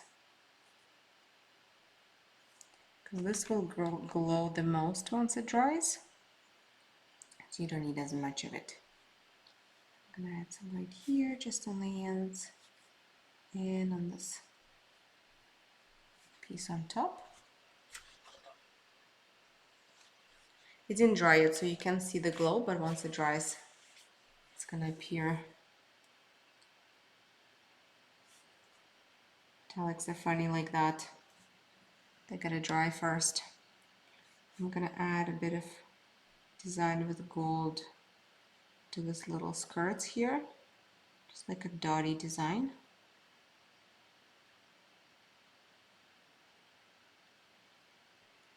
That looks good. Just a smidge on roofs, maybe just on the edges of the roofs.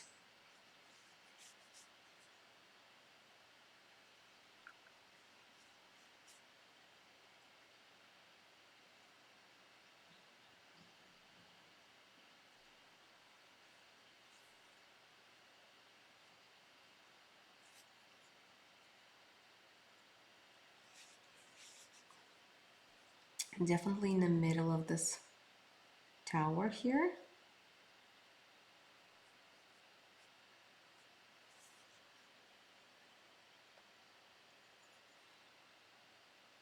I'll create this with that too.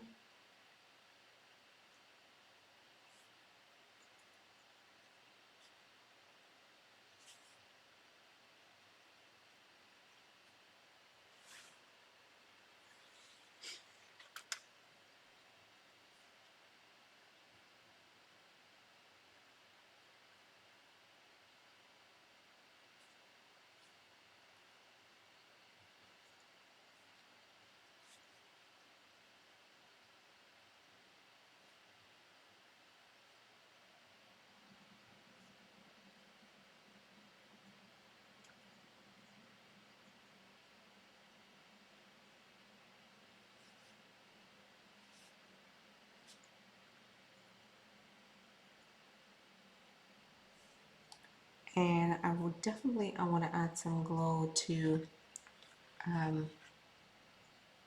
this little railing here.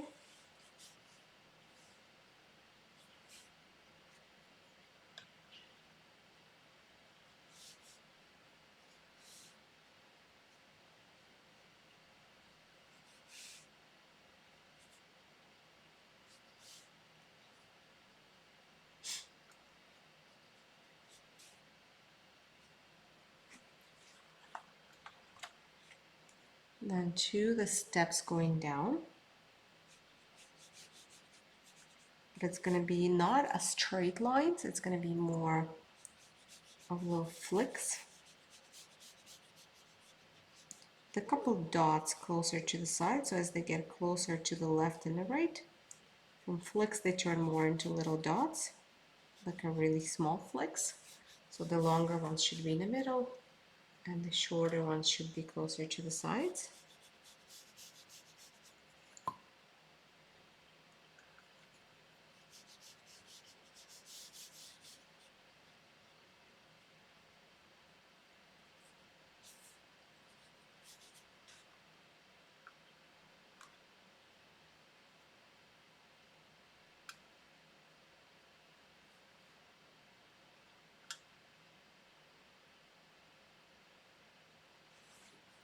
And I'm definitely going to add my trees. So time for my gold trees. That is my third and my last tree. Again, don't make it exactly the same as your previous one.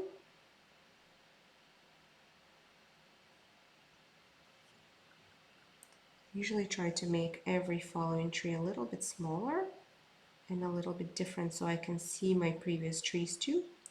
Otherwise it will just cover up my previous trees and I'm not going to see any of them.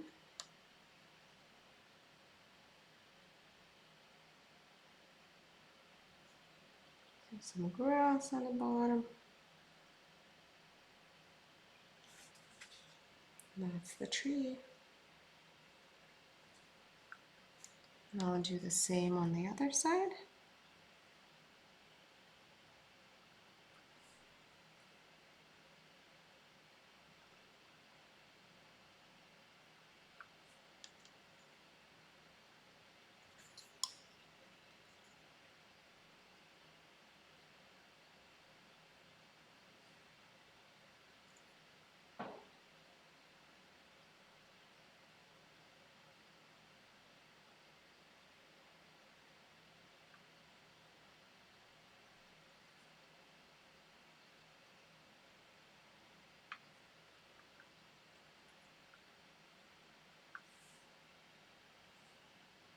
All right. And then I'm going to add a couple stars and we'll be done. So I'm going to add one star, so dot, and then flick, flick, flick. So flick up, flick down, flick left, flick right. See, it looks like a star. No, again, you're not going to see it very well until it dries, really. And then you can have more than one star if you want to. You can have a few of the actual stars, and then the rest you can fill with just dots. For the stars, they don't have to all look like actual stars. So I like to add just lots and lots of little dots for my sky to glow. And some of them are bigger, some of them are smaller, because sometimes I push in my brush a little harder. That creates larger dots. Sometimes I push less, and that creates smaller dots.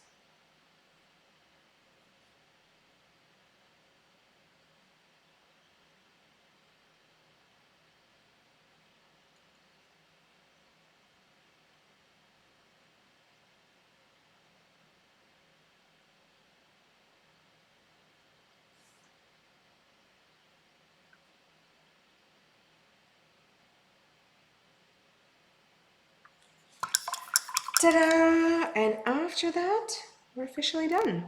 The only thing that is left here is, well, actually, if you feel like in a process of doing this, you lost any of your black outlines and you feel like, actually, I really like that black outline that was there, but now it's not there, you can go back and fix it. And I'll give you an example. Like, for example, right here, I did like my outline, but it almost disappeared as I was working on my golds and metallics. So I'm just gonna take black and add it back. So that's one thing you could do, but also last thing that you need to do is to sign it. So just choose a good spot and put your name, your initials, or your signature, or anything else that you would like. And of course, continue adding to it until you love it. It's not done until you're happy with it. So as long as you feel like there's something else that should be added, continue adding it. It's not done. But once you feel like it's great and you love it, then you can just call it a day and call it a finished painting. Well, thank you guys for joining me. I hope you enjoyed drawing and painting, I guess, because we had a drawing part to it and we had a painting part to it. So I hope you enjoyed creating along with me today. Please feel free to share your results. I always love to see how everyone's paintings turned out, because it just makes us feel like we're doing it together. Like we can peek behind the shoulder and see what everyone else's look like. So feel free to do that. You can do that in our Facebook group. The link is in the description of this video. But if you're shy and you don't want to share, that's okay. There's no pressure. But if you do, I would appreciate it. Also, If this is your first time and you made it through all 2 hours 13 minutes of this tutorial, congratulations, you're awesome and you have a lot of patience. But feel free to check out our other events. We have lots of wonderful events here on YouTube, and we also have a lot of wonderful events on our website. We actually host Zoom events as well, along with YouTube events.